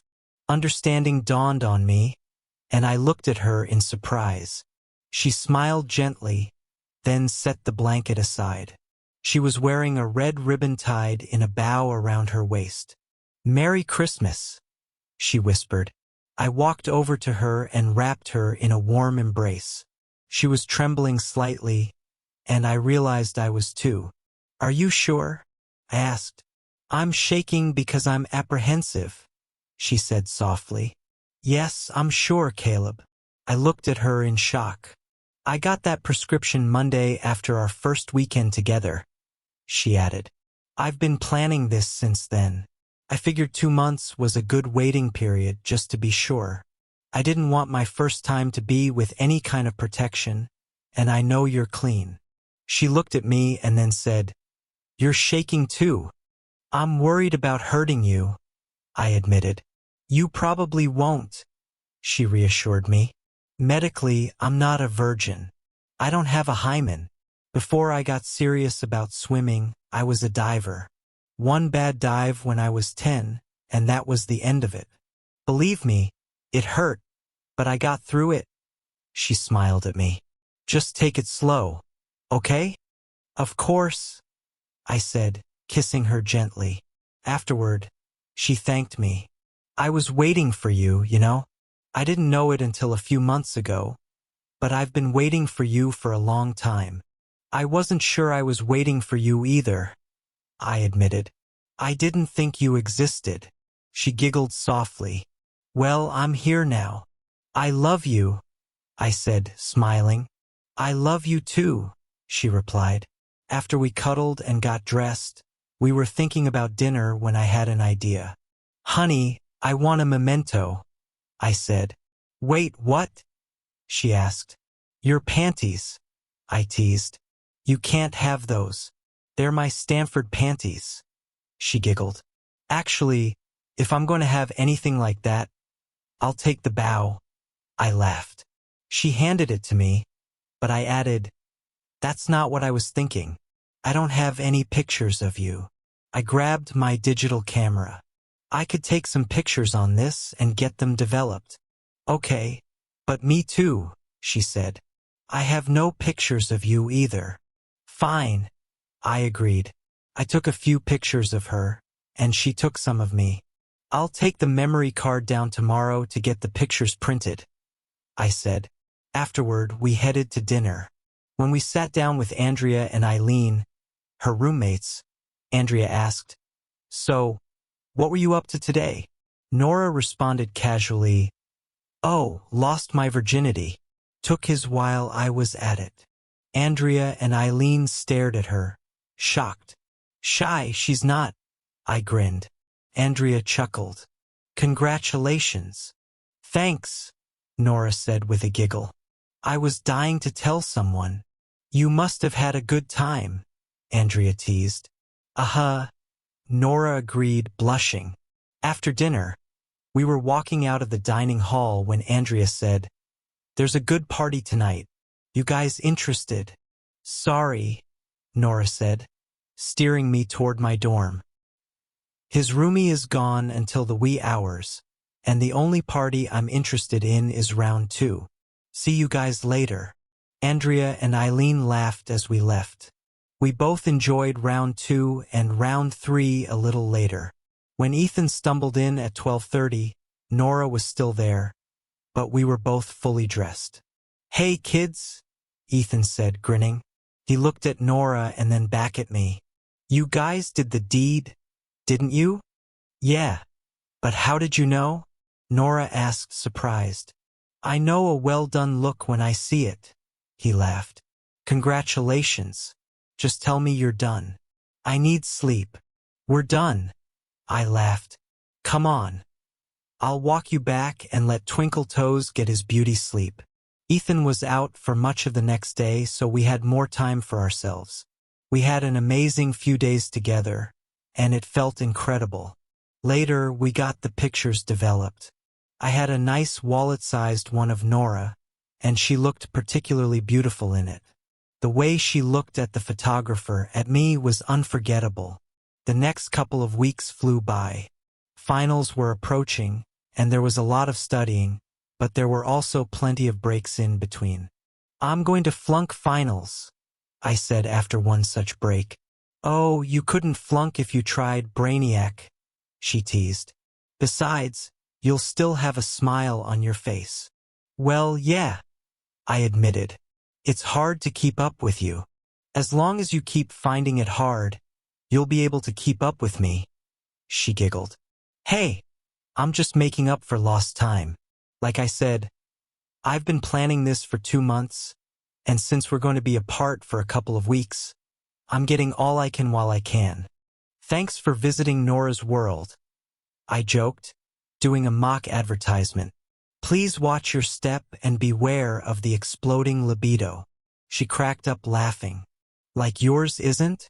I haven't heard a no yet, and you've called a fair amount of study breaks yourself." "You caught me," she said with a laugh. A couple of days before we left, she said, "You know, you'll be home for a couple of weeks before I get there. If you see any of your old friends from high school, feel free to flaunt it. Show them that picture and tell them what we were doing 2 hours before it was taken. You're something else, you know that?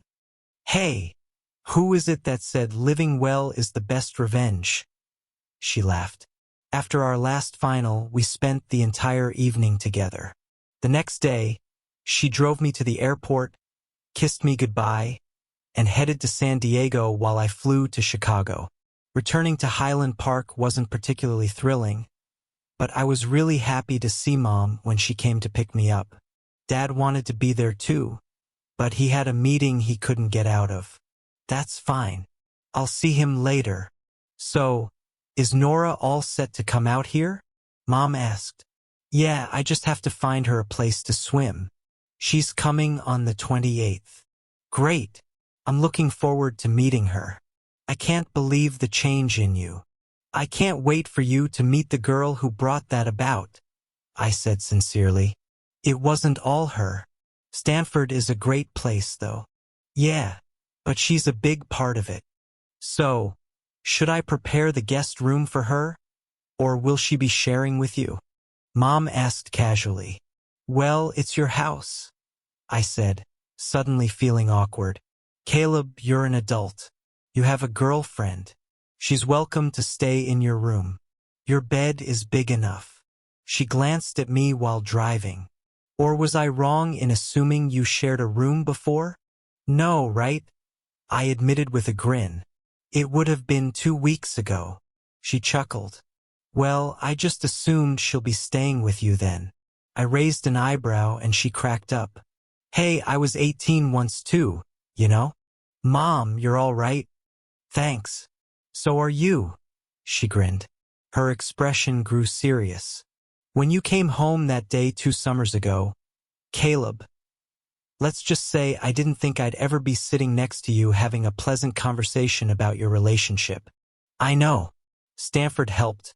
But I'm warning you. When I meet Nora, I plan to give her the biggest hug you've ever seen. Well, I've never apologized. I know what I did put you and your dad through. It's difficult to recognize someone else's struggles when you're living in your own pain. Now that you're back, you'll probably run into some of your old friends, she said, making air quotes around the word. How are you going to handle that? I laughed. Nora advised me to flaunt her picture in everyone's face. When she shows up, we can really flaunt it. Mom cracked up. Oh, I'm going to really like this girl. I can tell. We got home and shortly after, Dad arrived. We ate, hung out, and chatted. They were thrilled to see how well things were going for me, and I was glad they were. They really had been through a lot with me. The next day, I chatted with Nora on the phone, and after supper, I headed to Amber Williams's house. I knocked on the door, and Amber answered. Caleb? She said, clearly surprised to see me. Hi, Amber. I didn't have any issues with Amber.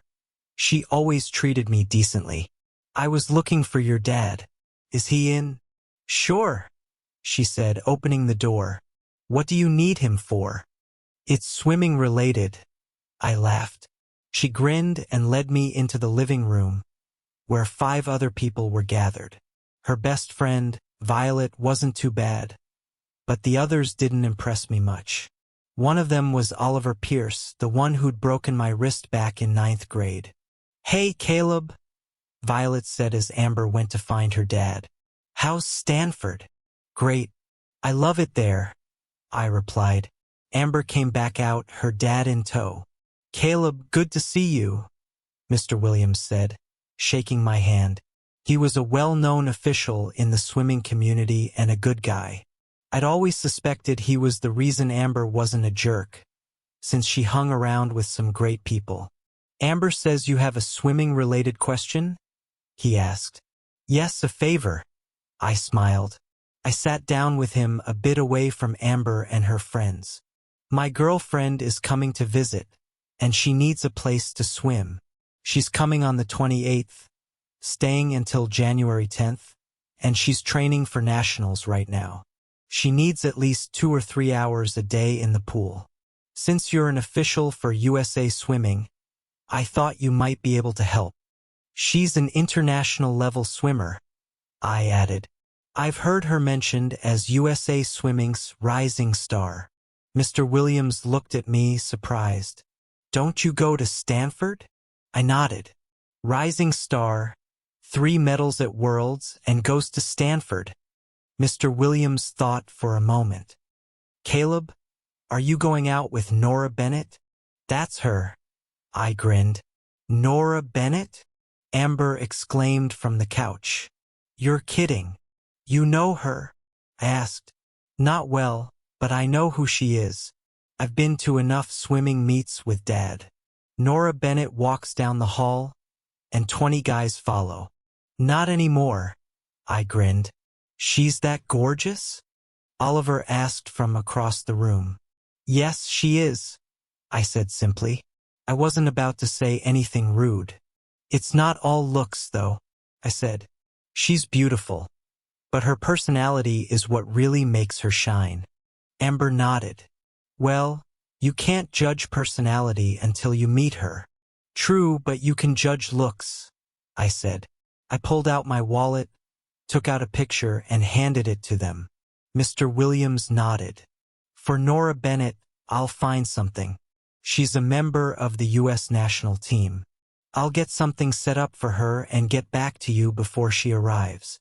Great, thanks, I said with relief. She'll be thrilled. He smiled and left. Amber and the others were still passing the picture around.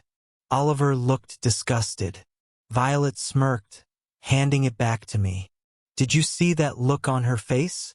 Looks like she was flirting with the photographer. Of course she was, I grinned.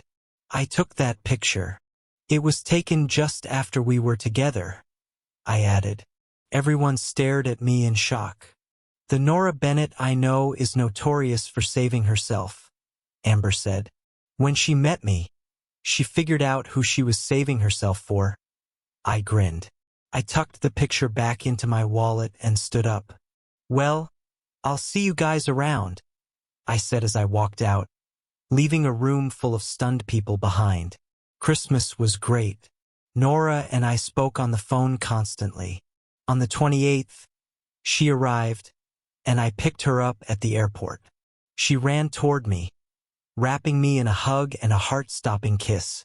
I noticed a lot of people looking at us, most of them smiling. I missed you, I said once we broke apart. Not as much as I missed you, she grinned. We went to get her bags and then got into my car. I got a swim schedule for you, I said. Mr. Williams had to arrange it at a couple of different pools, but both are close enough. Great, she said. I've been swimming late at night lately, and I want to keep it up. She grinned at me. Oh man, I missed you. I missed that too. She grinned wider. I don't suppose we can give your parents a night out as a late Christmas present, huh? We don't have to, I grinned. That's my little surprise. I have a queen-sized bed and the okay from my parents to have you in it. No guest rooms for you. Oh goody, she yelped. Wow, your parents are cool. Yes, they are, I agreed. And you have a one-track mind right now after 2 weeks apart, I teased. You bet your butt I do, she admitted. I'm a walking pile of excitement. I thought it was bad when we were just messing around. That was nothing. I laughed. It's a good thing we waited 2 months and you told me you loved me during those 2 months. Or I might have thought you only wanted me for one thing. Oh yeah? Tell me you haven't been thinking about being with me for 2 weeks, she challenged. Guilty. I laughed. I thought so. But yeah, I know what you mean. Look, I wouldn't be this eager if I didn't love you.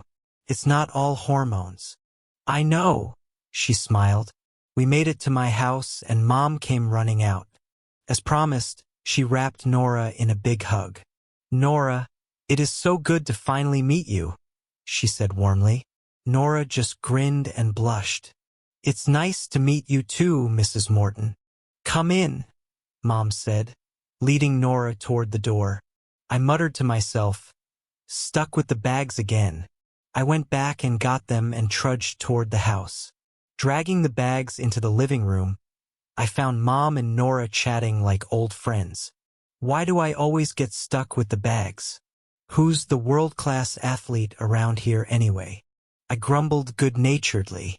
Well, you're such a manly man, Nora giggled, grabbing my non-existent bicep. Mock me? I said to her in false indignation. You'll get yours. Oh yeah?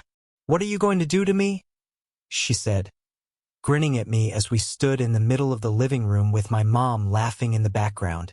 This? I said, reaching up, putting my hands on her waist above her hips, and tickling her. No, stop! She screamed between fits of laughter. Caleb, no. I knew all her ticklish spots. I grinned at Mom, then did it again. No, stop! She giggled, trying to glare at me, but the glare didn't work too well. Not with the grin on her face or the fire in her eyes. It was clear getting tickled was one of her weaknesses. Caleb, uncle! Uncle! She screamed as I did it again. I stopped, and she grinned at me, breathing heavily and flushed all over. Maybe you should stop tickling me and show me where to put all my stuff, she said, catching her breath. Sure, I said. I grabbed the bigger bags, and she grabbed the smaller ones, and we headed upstairs. It might be a while because I have to help her, put her stuff away. I told Mom with a wink. Mom grinned knowingly. We got to the bedroom. I put the bags down and Nora followed me inside. She closed the door and immediately tackled me onto the bed. You beast, she said, clawing at my shirt. You know what tickling does to me? And I was already excited. I teased. Screw me or I'll kill you, she said jokingly. How can I refuse an offer like that? I laughed. We came back downstairs about an hour later, and Mom was still there watching a TV show. Did you get all her stuff put away? Mom asked, grinning. Sure, I said. The suitcases were still on my floor, unopened. Really? Mom said with a raised eyebrow. Well, we. Nora stammered, blushing deeply. Relax, Mom said. If I cared, I would have put you in the guest room. Soon after that, Dad came home and got to meet Nora. Mom got supper ready, and we all went into the dining room to eat. Hey, is there a mall around here? Nora asked as we ate. I need to go shopping, maybe tomorrow. Sure, I said. We can do that. I need a new coat, she grinned. The heaviest one I've got isn't heavy enough for this weather. Dad started singing a parody version of an old Frank Sinatra song. Chicago, Chicago, it's 20 below. Chicago, Chicago, the wind and the snow. Nora cracked up, looked at me and said, Now I know where you get your quirky sense of humor from. Quirky? Quirky, I said in mock offense. Hey, it's better than geeky. You geek. Jock, she shot back with a grin. Brainiac.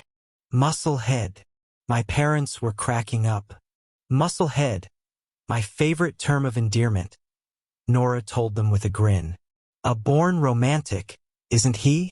You want romance? I joked. Come sit on my lap, and I'll nibble on your earlobe. Swoon, she said dramatically, putting the back of her hand to her forehead. My parents were still cracking up. You just be nice to me, or I won't take you to the Olympics, she warned playfully. You have to make the Olympics first, Miss Overconfident, I teased. Oh, I'm going to, she declared confidently. It didn't count because it wasn't in a meet, but in training this week, I went under the world record in the 200 back 3 times. Great, I said proudly. Hey, I'm going to have competition in the 100 back at nationals, and a lot of competition in the 200 individual medley, but the 200 back? That's mine. Good, she smiled. Then I realized what she had said earlier. What's this about taking me to the Olympics? Oh yeah, she giggled. Seriously, I talked to my parents about it. It's all set. If I make the team, which I will, you're there. We'll get you a plane ticket, tickets to all the swimming events, and tickets for both of us to the second week events after swimming ends. You'll be there. I was stunned. That's very generous, Mom said. Hey, Nora said. I'm going to need him there. School gets out in May, the Olympics are in July, and I'll be in training camp for most of that time. Plus, Caleb will be here. That's 2 months we won't see each other, she grinned. If you're trying to win an Olympic medal, lonely and excited is no way to do it. Mom cracked up laughing. Is that okay with you? Nora asked me. You'll watch me win a couple of medals, then we can watch some other stuff and we can paint Paris red, she said with a wink. Sounds fantastic. Of course I want to be there. I beamed at her. Love you. Love you too. I noticed Mom looking back and forth between us. Mom, I asked. I was just thinking, she said, her eyes suspiciously bright. "I've never seen you like this. I never thought I would see you like this." She looked at Nora. "I don't think words can express how thankful I am that you came into his life." Poor Nora looked flustered. "I don't know what to say." "You don't have to say anything," Mom said. "Look, let's all go into the living room." We did. Mom and Dad sat in their favorite chairs, and Nora and I sat together on the couch. "Does she know?" Mom asked me. "Yes," I said, knowing what she was talking about. Nora looked at me questioningly, and I just pointed to my wrist. "Oh," Nora said softly. "Do you know I'm the one who found him?" she asked my mother. "Yes," Mom replied. "He told me that."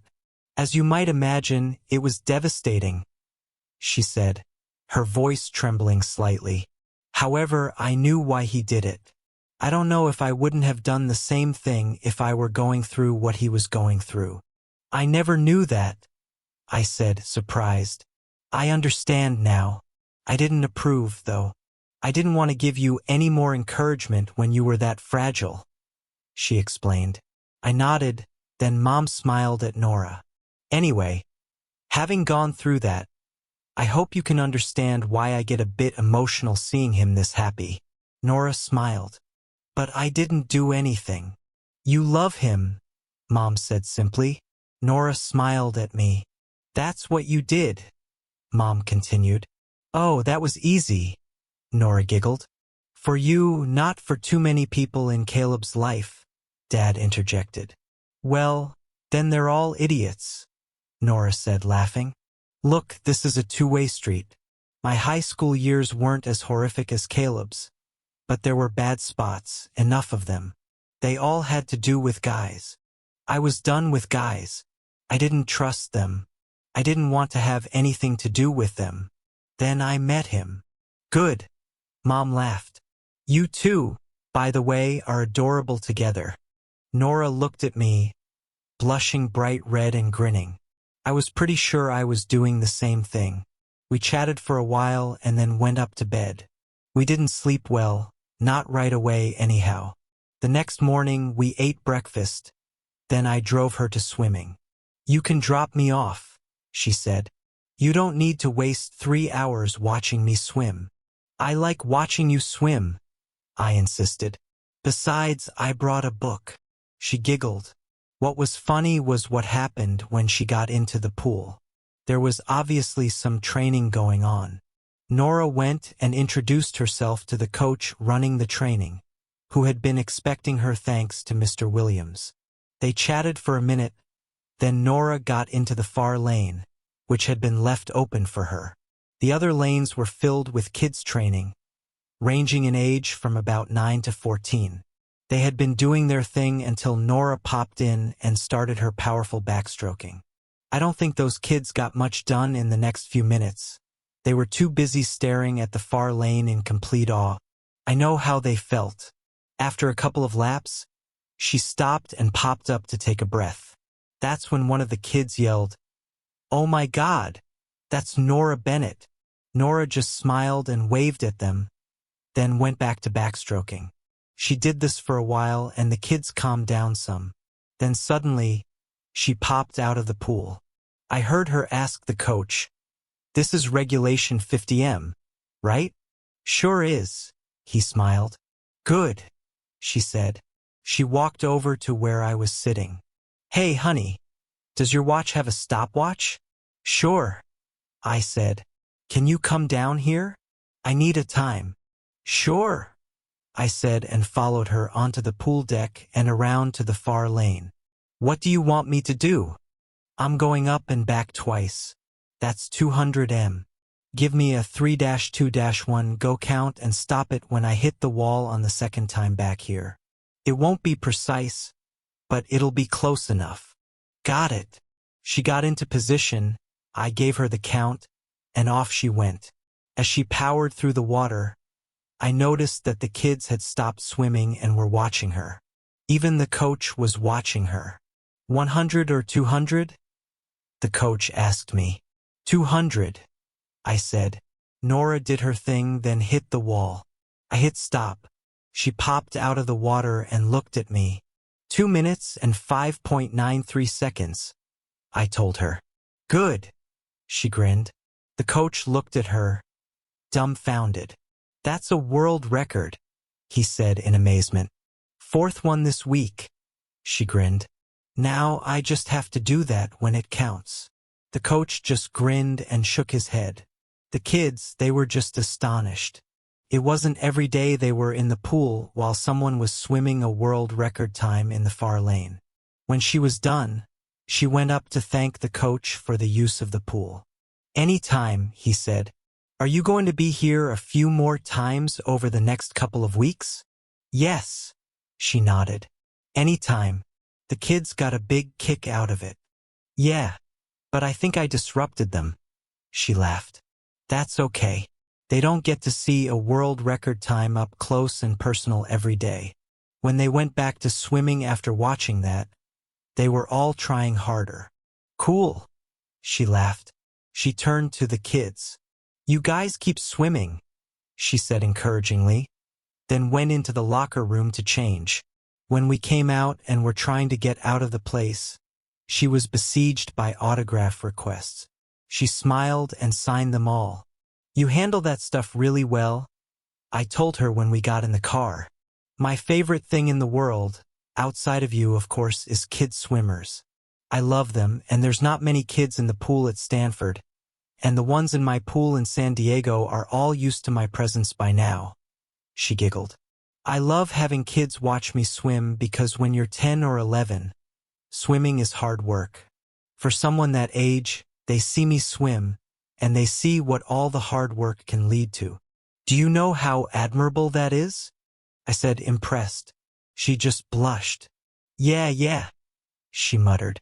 Stop feeding my ego and take me to the mall. I laughed and did just that. It was lunchtime, so we headed into the food court at the mall before we decided to go find her a winter coat. We walked into the food court, and she leaned into me. Isn't that Amber Williams? She asked. I looked. Yes, it is. And those kids she's with, are they some of your good buddies from high school?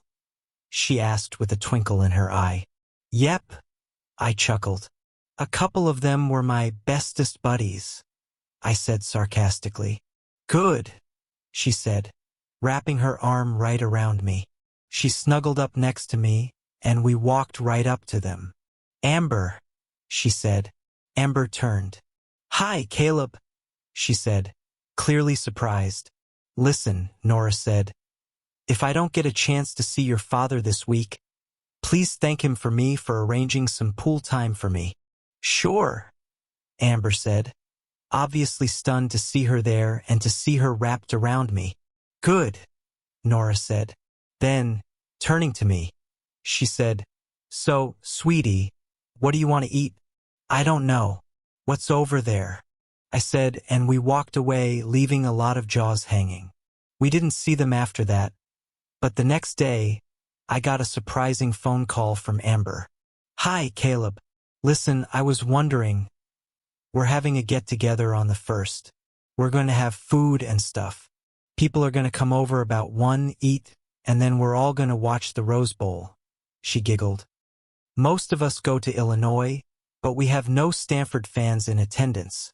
So I was wondering if you and Nora would like to come. Because you think Illinois is going to win, and you need some Stanford fans to abuse? I laughed. Well, no, but yes, she laughed. I just thought you'd have a better time than watching it alone. Amber, what's your phone number? I asked. She gave it to me. Let me go find Nora, and I'll call you back in 5 minutes. I found Nora in the kitchen with my mom, chatting and drinking tea. I told her about Amber's call.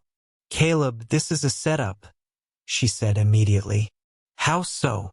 They all think you're lying about us being together. They think we're just friends and I'm play acting. I saw that when we ran into them at the mall. So they figure if they get us together for a number of hours, we'll slip up, and they can then hammer you for lying about me being your girlfriend. Ah, I said, understanding. So we should go? Yes, absolutely, she laughed. And we can really have fun when Stanford wins. New Year's Eve, we stayed in. Since we hadn't been together for Christmas, we exchanged gifts for New Year's Eve. I got her 2 sets of earrings. One pair had dangling hearts with a small diamond in the middle of the heart. The other ones were the Olympic rings. Just a little good luck charm. I grinned. She loved them and then gave me mine. I hope you don't take offense at this, she said worriedly. Why would I? Well, because I thought your wardrobe needed a bit of spicing up. I laughed and opened the boxes. There were 3 complete outfits in there, much less boring than what I usually wore. I love them. They're great, I said sincerely.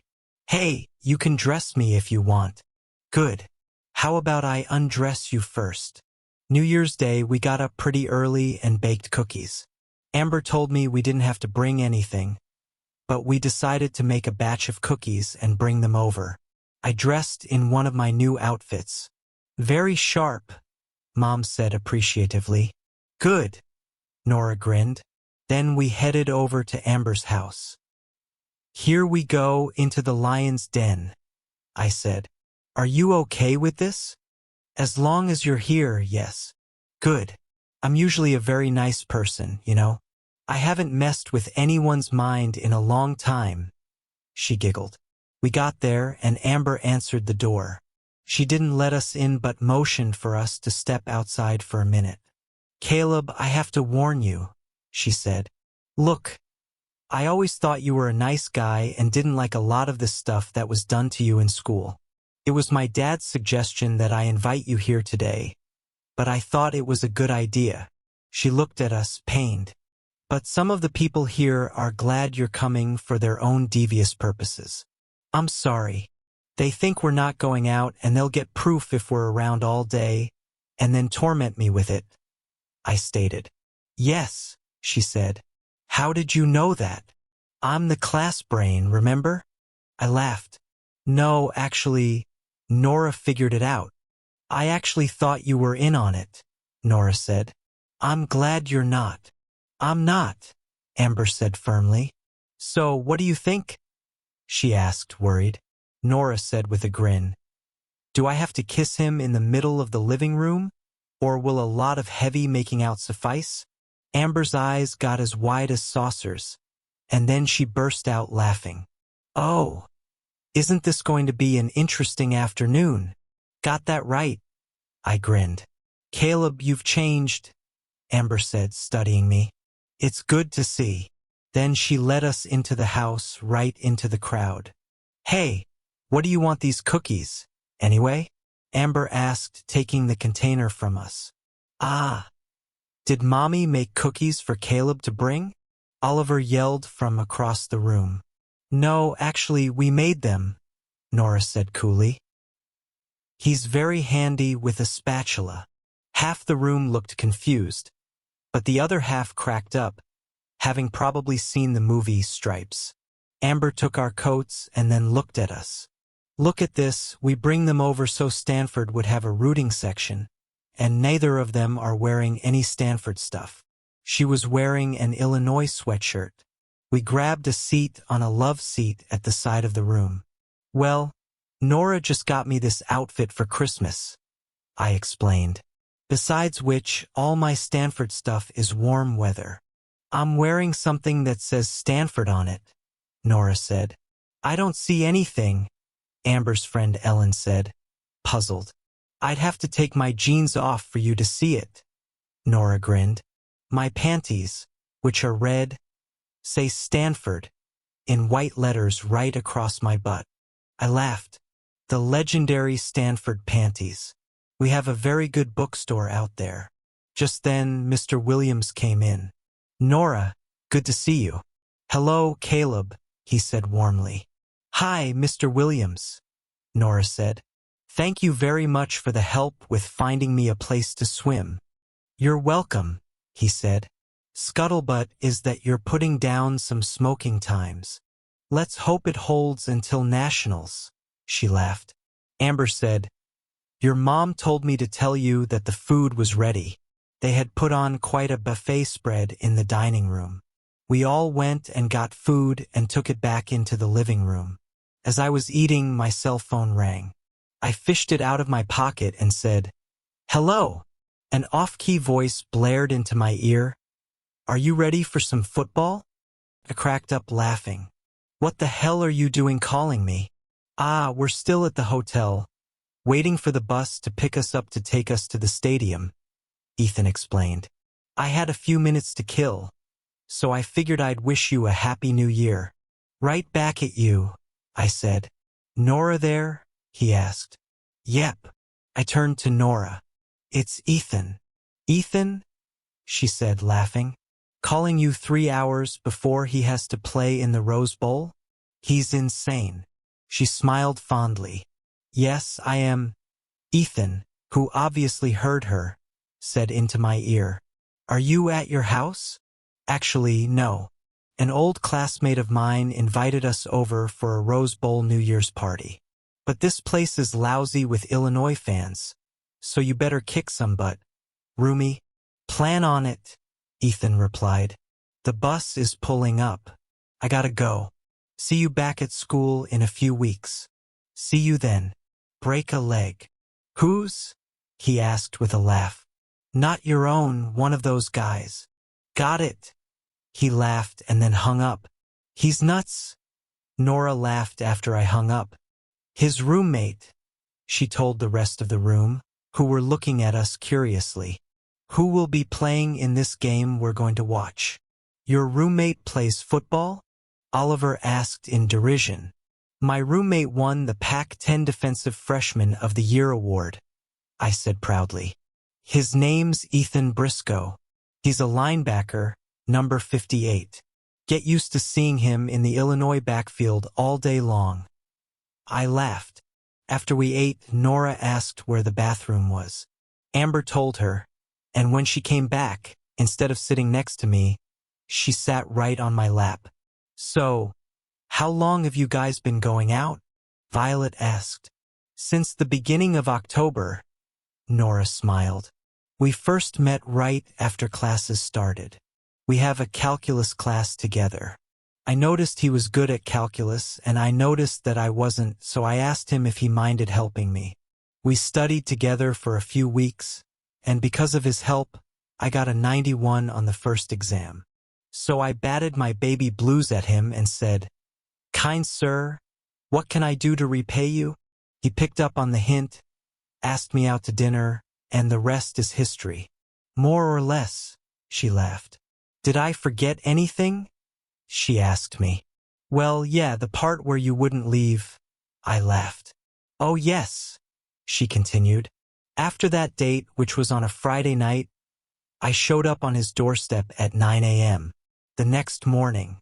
We were together until midnight. Then I showed up at 9 o'clock on Sunday morning. I wore down his resistance," she giggled. "Not that there was much to wear down, mind you." I laughed.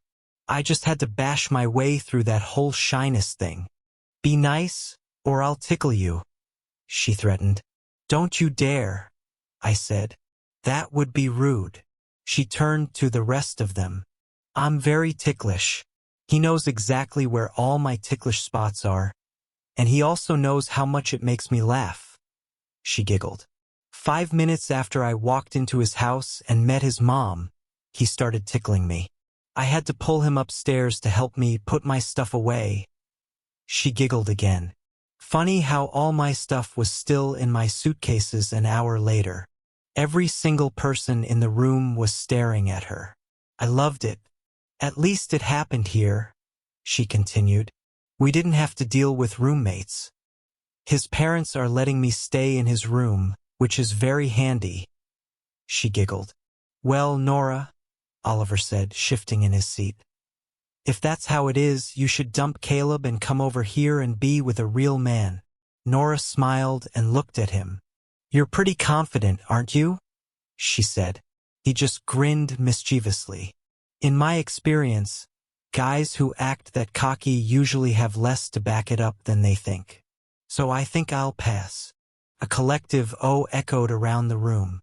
However, I didn't like the look on Oliver's face. I whispered in her ear, "You might have just stirred things up.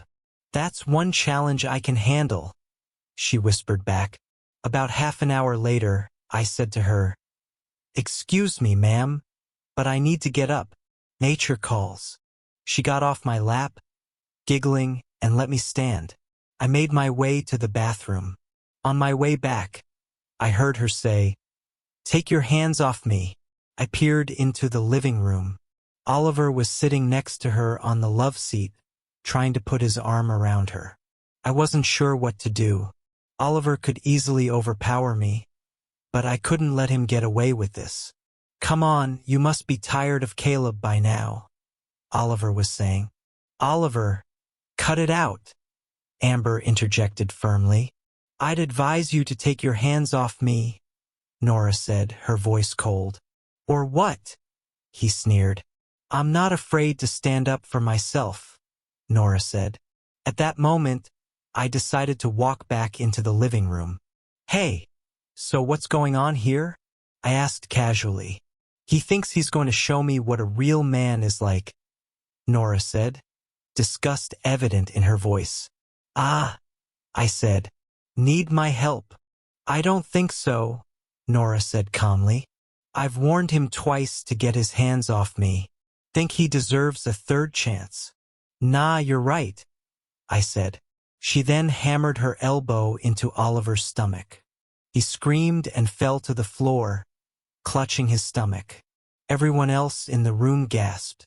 "Nice shot," I said, sitting down next to her. "Thank you," she said. Just then, Mr. Williams ran into the room. "What's going on?" he yelled. "Oliver thought he could get friendly with me without my consent," Nora said calmly. "I gave him 2 chances to get his hands off me. When he didn't take either of those chances, I introduced my elbow to his stomach." She looked down at Oliver, who was still whimpering on the floor. "You see, I was almost assaulted about a year and a half ago. Sometimes people forget I'm a world-class athlete." I chuckled. "I've seen her train. She's stronger than most guys," Nora added. "And I don't take any crap from guys who think they can have whatever they want." I looked at Nora and smiled. "Sweetie, I think we should find a more peaceful place to watch this game." "I think you're right," she agreed. "No, stop," Amber said, stepping forward. "This isn't right. I don't want you two to go." She pointed at Oliver, who was just starting to recover. "I want him to leave." He looked at her in disbelief. "Get out," she said firmly. "You crossed the line and deserve what happened." "I concur," Mr. Williams said, nodding. Oliver left, sputtering threats and excuses. "I'm sorry," Amber said to Nora after he was gone. "Don't be. It wasn't your fault," Nora said. "I guess I don't understand how you're friends with him," I said. "You were always so nice." "We've been friends forever," Amber sighed. "Our parents are friends. We grew up together. I guess that's why I've excused a lot of what he's done. But now, he knows not to mess with me or Caleb." She managed a small smile. Nora grinned. "If I were you, I'd stay on her good side. She's got a permanent claim on mine." "Could you teach me how to do that?" Another one of Amber's friends, Carol, asked. "Sure," Nora said. "First, go lift lots of weights. Second, go lift more weights. Third, do a lot of backstroke. Fourth, go back and lift more weights." Simple, really? Everyone cracked up at this. The rest of the afternoon and evening passed much better without Oliver. When the game started, Nora decided to watch it lying on the love seat with her head in my lap. "Hey, get a room," Amber yelled during halftime when Nora leaned in for a kiss. After the game, Stanford won. Nora grinned. "Oh yeah," she said triumphantly. "Stanford won, and they kicked some serious butt." After the game, back at my house, I had an up-close and personal view of Nora's Stanford gear. I told the room with a smirk, "Well, For as long as it stayed on her anyway. The room erupted in laughter, and Amber's face turned bright red. "Too much information, Caleb," she exclaimed. As we walked to the car, Nora put her arm around my waist. "That was fun," she said. "I think we showed them." "We sure did," I agreed. "And I especially liked the part where you dealt with Oliver." "He had it coming," she said. "I hope I didn't ruin the party for everyone else." "Are you kidding? You were the hit of the party," I assured her. "They'll be talking about that for years." It was unthinkable for me, Mr. Academics, to skip college for a week, but that's exactly what I found myself doing. Nora had told me about her plans to take me to the Olympics, but she suddenly decided that she needed me there for the Olympic trials in Indianapolis in April. When we got back to Stanford in January, our relationship deepened. I never had a steady girlfriend, so I was winging it. The same was true for Nora. There was so much excitement at first, so many new experiences for both of us. But when we got back to Stanford, we settled into a routine. Dad had warned me about this. He said that many couples, after the excitement of a new relationship, found the routine of an established relationship boring. He said that since it was the first real relationship for both of us, that might be a problem. Luckily, it turned out to be the opposite for Nora and me. We talked about it, and she agreed our outer personalities are very different, but much of our inner personalities were the same. One thing we both found vital was a sense of safety and security. Another was a deep empathy, a desire to share our highs and lows with someone who shared that empathy. When we settled into our routine, we discovered that our basic empathy was so strong and compatible with each other that it sometimes felt like we were two people occupying the same space. When I unexpectedly blew a test, something that didn't happen to me often and was very upsetting, she was right there, empathizing, supporting me. She broke out in tears. But luckily, the highs were more frequent, and we both shared them equally. Ethan once made a comment that it felt almost like we were twins, except twins don't share such an intense emotional connection. Nora and I laughed at that. That was something special to experience. As our empathy for each other deepened, our bond became more profound. Our connection evolved from the start, becoming more emotionally enriching with each passing day.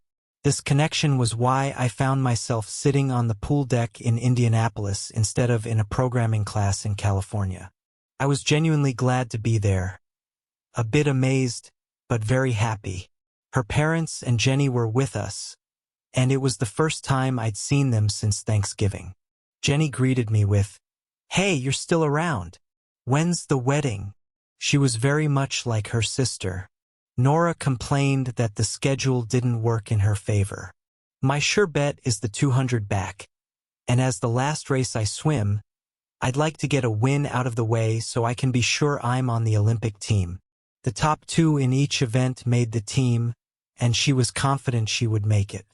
"The only way I don't make the top two in the 200 back is if I break my leg on the third turn," she said. Still, she would have liked to be sure earlier. Her first race was the 400 individual medley, a race she swam for fun and for distance training, not expecting to make the team. She was a contender for the 200 IM, but the 400 was a long distance for her. Before she went to change and prepare, we sat in the stands for a bit, cuddling. I had gotten to know her coach at Stanford, John Peters, over the year, and he was sitting with us. I told her, "Remember, this isn't your race.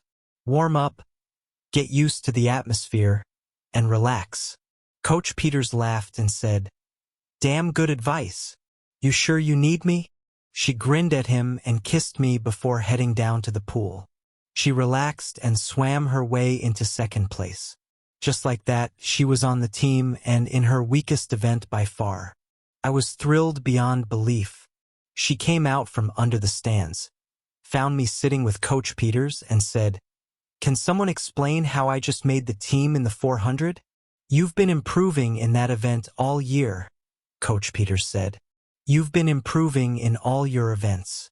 Making the team in your first event took all the pressure off, didn't it? It sure did, she replied. I think this is going to be a fun week.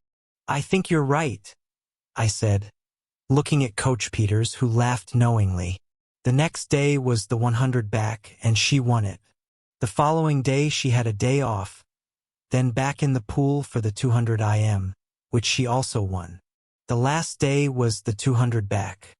In your sleep, Coach Peters told her. Just relax and swim your race. I hope it's not too easy, she replied. I swim better when I have a challenge. You want a challenge? I laughed. Christina Egersagi. There's your challenge. Nora had taught me a lot about swimming, and Christina Egersagi was the current world record holder. Good point, she laughed. Just don't overswim it, Coach Peters cautioned. I won't, she grinned. I've set that record how many times in practice? I'm worried about tightening up, not overswimming. You won't, I said confidently, and she didn't. She exploded out of her opening position and flew through the water like a dolphin. When she finished the 200m and slapped the wall, I knew even before the time went up. I stood up and screamed, and then the time flashed on the scoreboard. 2 minutes and 5.33 seconds. She had beaten Christina Egersagi's record, which had stood for over a decade, by more than a full second. She stood in the pool, turned, saw the time, and immediately went wild with joy.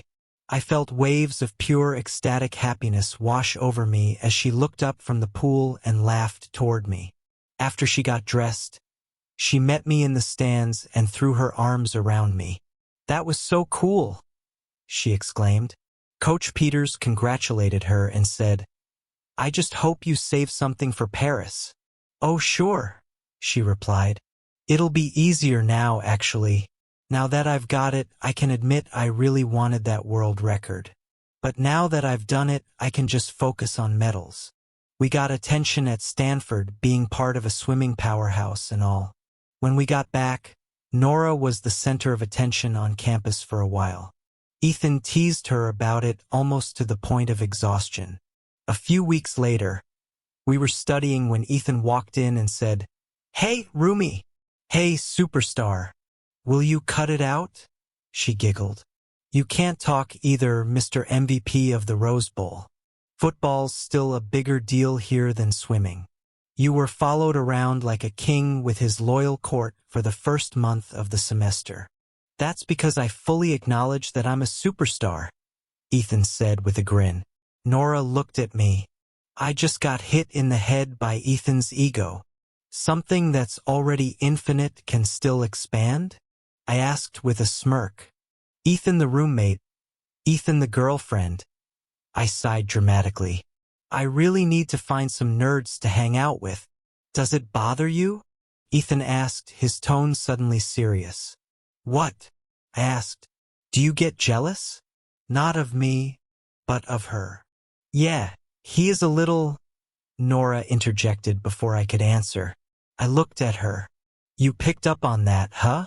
Yeah, she said quietly, though you hide it well and never say anything. There's that empathy thing again, I mused. I don't understand why, Nora said. I'm not jealous of your academics. I'm not jealous of your talents or accomplishments either, I replied. It's what goes along with it.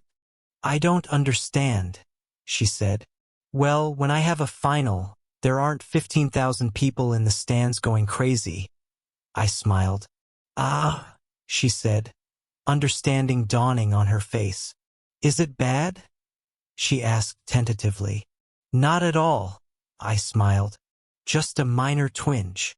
Good, Nora said, clearly relieved. I confess I worry about that too. Don't, I assured her. You know, I feel it almost as much as you do. When you win, the applause might not be for me, but I feel it because you feel it. Plus, I get fringe benefits like trips to Paris to watch the Olympics. You could have even come to the Rose Bowl, Ethan grinned. Well, that was a tough choice, I teased. The Rose Bowl with you or home with her? Yeah, I really racked my brain over that one. Sorry, Rumi. I laughed. I don't love you or football that much. Flying back to Chicago at the end of the semester wasn't much fun. The good part was that I got my old summer job back. A summer internship at a web design firm. I loved the work, my boss Erica was great, and the pay was good. Erica was thrilled to have me back, though she wasn't too happy when I told her I would need 3 weeks off in July. She was more accepting once she found out why. There were 2 new college interns working there this year, Paula and Melanie. They had both just finished their freshman years at U of Chicago. They were both cool, which was a relief since Erica had put us in a huge cubicle with a workstation on each of the 3 walls. It was an oversized cubicle, but with 3 of us in there, it was still cramped. Thankfully, we got along well. One thing I quickly realized was that the deep bond Nora and I had formed had a downside. Separation was brutal, not just for me. A week and a half after I had returned home, she called me in tears. But we tried to deal with it. I knew there was a fine line between being bonded and being codependent, and I think she did too, so we just tried to manage it. I did, mostly. I think she did too, especially with her training for the Olympics. But it crept up on me every so often. A week after her crying call, I found myself sitting in my cubicle, just staring into space, lost in thought. Melanie caught it. Caleb, you okay? Oh yeah, I'm fine, I said, trying to snap out of it. You don't look okay, she said, concerned. I'm okay. I smiled at her. I'm sorry. I just really miss my girlfriend. That her? Melanie asked, pointing at the picture on my desk. I nodded. I figured. She's very pretty, she observed. Are you too serious? Well, that's an interesting question, I said. If you're asking me if we're exclusive, then yes, utterly and completely. If you're asking if we're in love, definitely. If you're asking about future plans, I paused, realizing we hadn't actually discussed that yet, but I smiled. We've been apart for less than 3 weeks, and I'm going out of my mind. Not just me. She was on the phone in tears with me last week. Our bond is so deep that being apart is almost physically painful. Wow, Melanie said, impressed. Where is she? San Diego, I replied. That's where she's from. I take it you met her at Stanford? Yes and yes, I said. But she'd be in San Diego right now even if she didn't live there. That's where the U.S. swimming team is having their pre-Olympic training camp. She'll be swimming in the Olympics this year. Wow, that's impressive, Melanie grinned. Is she good? World record holder and gold medal favorite in the 200-meter backstroke, I said proudly. And she's swimming 3 or 4 other events too. That's great, Melanie said. You'll be spending a bunch of time glued to the TV when the Olympics are on. Huh? No way, I grinned. I'm going to be in Paris watching it live. That's great, Melanie said, genuinely happy for me. Hey, thanks for listening. Talking about her helps, though I'll have to be careful not to blather on and drive you nuts. She cracked up laughing. That's okay. A couple of weeks later, it was the 2nd week in June, a Thursday. I was sitting at my desk late in the afternoon when I felt a set of hands snake down my chest from behind and a body press up against my back. I turned around, and there she was. I couldn't even speak. I just jumped up and hugged her and kissed her right in the middle of the office. Screw decorum. What the hell are you doing here? I asked when I could finally form words. We have a long weekend off from training, she giggled. I don't have to be back in training until Wednesday, so I don't have to leave here until Tuesday. When I found that out, I called my mom and said, buy me a damn plane ticket to Chicago. Having wealthy parents comes in handy sometimes. I'm so happy to see you. I can't even tell you. Ditto. Damn, I missed you, she said, her eyes shining. How did you get here? To the office, I mean. I took a cab from the airport to your house. Your mom told me where you work. She just dropped me off. I figured I could go home with you. You leave in about an hour, right? Yeah, I grinned. Is this the famous Nora? Melanie interrupted, smiling at us. Yeah, I laughed. This is Melanie and Paula, my coworkers. Just then, Erica came by. What's all the commotion? Sorry, I said, still not letting go of Nora. This is Nora, my girlfriend. She just flew in from San Diego to surprise me. Isn't that neat? Erica said. Caleb, get lost, she said with a smile. Take tomorrow off too. Really? Really? I asked, not believing my good fortune. Get out of here, she said, shooing us away. See, I said to Nora. Erica is cool. We went back to my house and decided to be good. We talked with Mom and Dad when he came home and didn't rush to my bedroom until after supper. It was after that, lying in each other's arms, that we talked about it. Caleb, does it scare you? She asked softly. What? How connected we are. How much being apart hurts. There are days when I feel like someone cut off my left arm. Yeah, she said, taking a deep breath. And yes, it scares me. Good, she said, relief evident in her voice. I was worried it was just me. Not even close. I grinned. This was a good idea you had, though. I almost feel like my batteries have been recharged. She grinned. How's your training going? Not bad.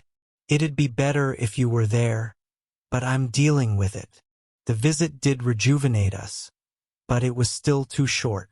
The good part was, when she left, it would only be a month before we saw each other again. We got to Paris early, 5 days before the Olympics actually began, so she could spend some time in my hotel room before moving into the athletes' village. Well, okay, we did get out of the hotel room a bit to explore Paris.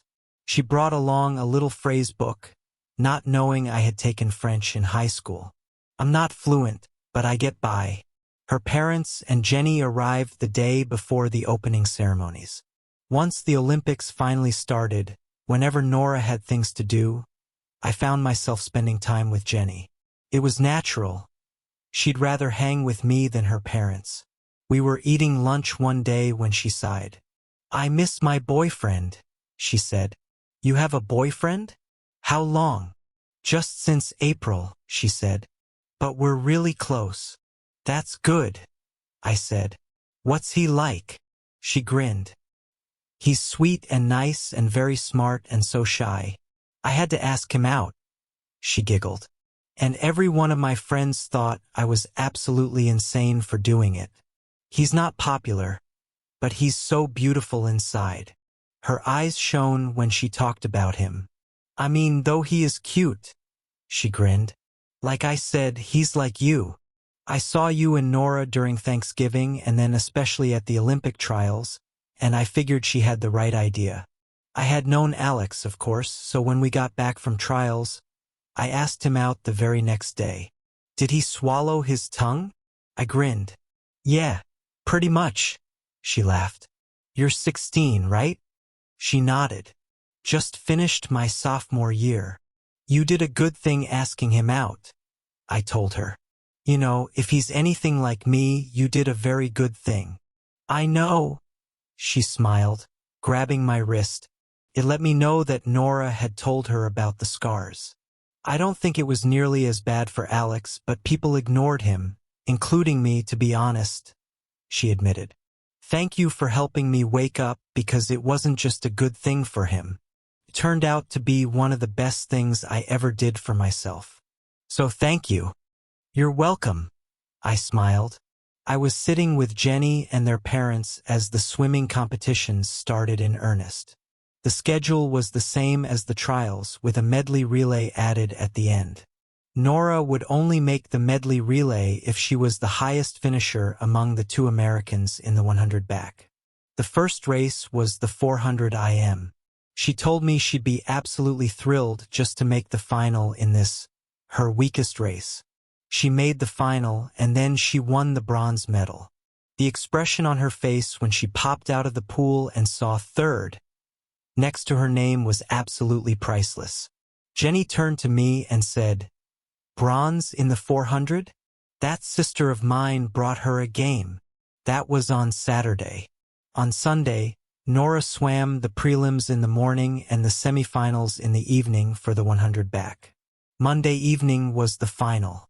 Not only did she win the gold medal, but she also set another world record in the process. Tuesday, she had the morning prelims and evening semifinal for the 200 IM.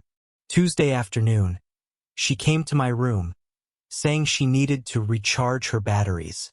Not that I was complaining. Honestly, I was just worried I might wear her out. "No chance," she said confidently. Wednesday was her busiest day. She had the prelims for the 200 back in the morning, and in the evening, she had the finals of the 200 IM and the semifinals of the 200 back. It's a day I'll never forget as long as I live. First, she won her second gold in the 200 IM in a stunning upset. If she had been shocked by the bronze in the 400, this left her completely flabbergasted. The look of joyous disbelief she gave me as she turned after seeing her name at the top of the standings is etched into my memory forever. After the race, there was the medal ceremony. She still had to swim the semifinals of the 200 back, so she came out with her USA team sweatsuit over her swimsuit.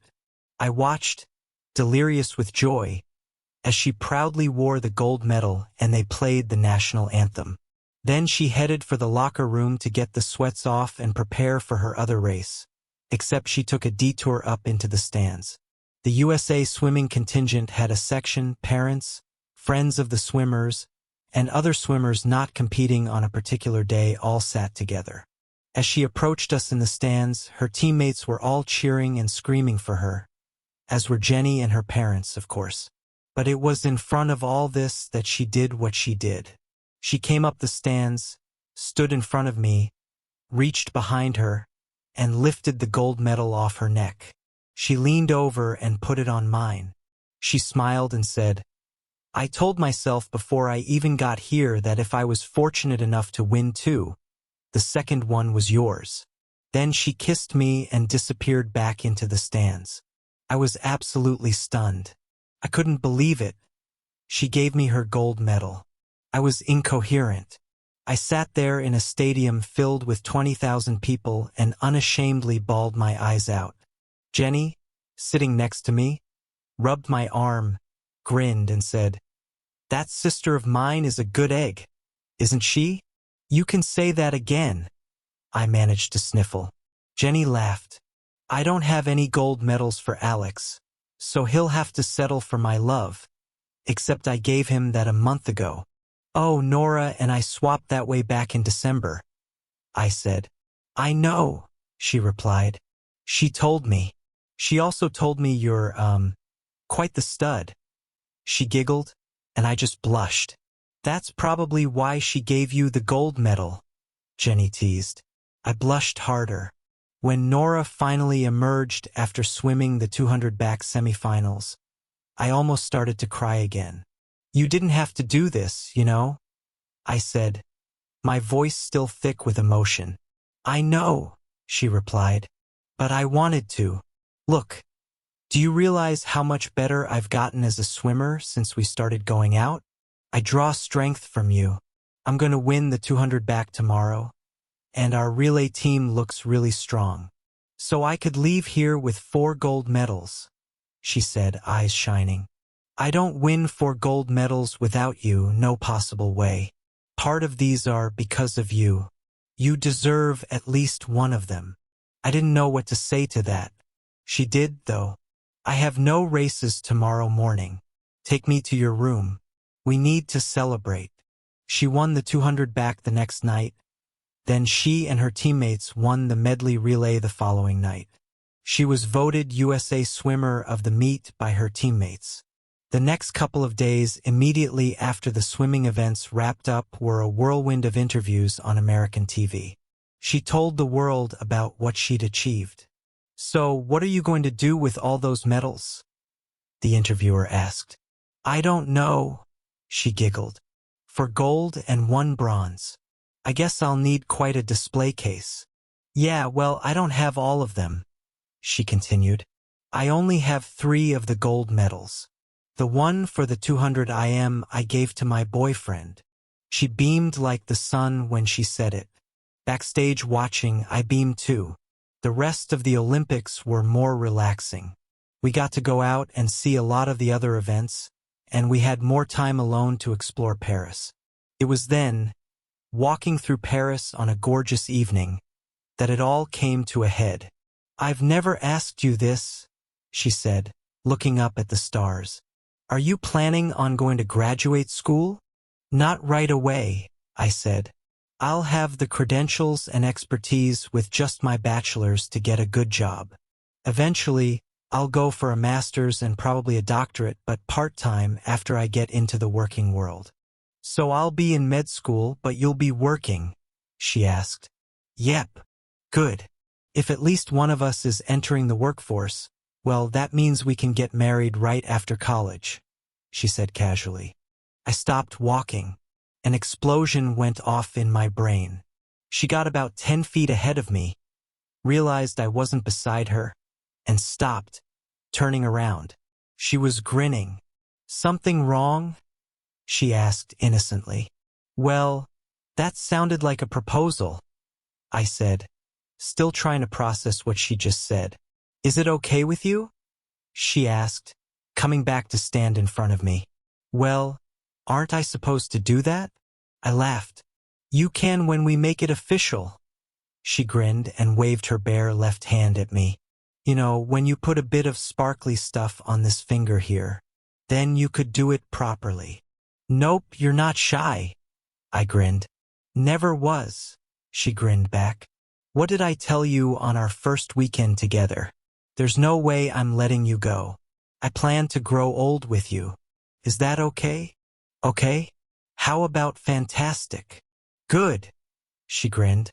Then she took my hand, and we walked through Paris in the moonlight, planning our future together. 5 years later, "Daddy, daddy, faster." I pushed the swing higher as our 3-year-old daughter, Emily, squealed with delight. Her curly blonde hair caught the sunlight as she soared. "Higher, Daddy. Any higher and you'll be in orbit," I laughed.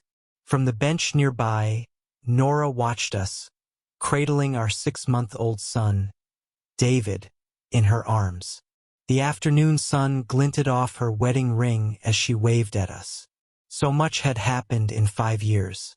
We'd graduated from Stanford, gotten married that summer, and moved into a comfortable house halfway between San Francisco and Palo Alto. I'd landed a job at a tech company, Nora started medical school at Stanford, and I helped support us while she studied. Emily had come along during Nora's 2nd year of med school, earlier than we'd planned, but we'd adjusted. Nora took a semester off, then returned to her studies with determination. Now in her 4th year, she was considering pediatrics as her specialty. After Emily was born, Nora had officially retired from competitive swimming, though she still helped coach Stanford's team part-time. Her 5 Olympic medals, 4 gold and 1 bronze, hung in a display case in our living room, right next to the photo of us in Paris, her standing behind me as she placed that 2nd gold medal around my neck. We still saw Ethan regularly. He'd played 4 years in the NFL before a knee injury ended his career. Now he coached high school football and taught history at a school in San Jose. He was engaged to Leslie, yes, the same Leslie who had hit on me at that party years ago. Life was funny that way. My parents visited often, and Nora's family was only a short flight away in San Diego. Jenny and Alex were both in college now. She at UCLA, he at Berkeley. They were still together, proving that sometimes the shy boy and the outgoing girl was a formula that worked. "I think someone's ready for a nap," Nora called as Emily's excitement began to fade into drowsiness. I slowed the swing and lifted my daughter into my arms. "Good swing ride, Daddy," she mumbled, laying her head on my shoulder. As we walked back toward Nora, I felt that familiar warmth in my chest, that sense of belonging, of safety, of home. The scars on my wrist had faded to thin white lines, barely visible unless you looked for them. They were part of my past, but they didn't define me anymore. "What are you thinking about?" Nora asked as we walked back to the car. "Just how lucky I am," I said, shifting Emily in my arms. That day in calculus class changed everything. Nora smiled, that same smile that had captivated me years ago. "We saved each other, you know." "I know," I said, and I did. As I buckled Emily into her car seat and Nora secured David in his, I thought about how far we'd come from that day at Stanford, me, the shy computer science major, and her, the Olympic-caliber swimmer who wouldn't take no for an answer. Some people search their whole lives for the kind of bond we'd found. Some never find it at all. But sometimes, if you're very lucky, the person you're meant to be with walks into your calculus class and asks for help. And sometimes that makes all the difference in the world.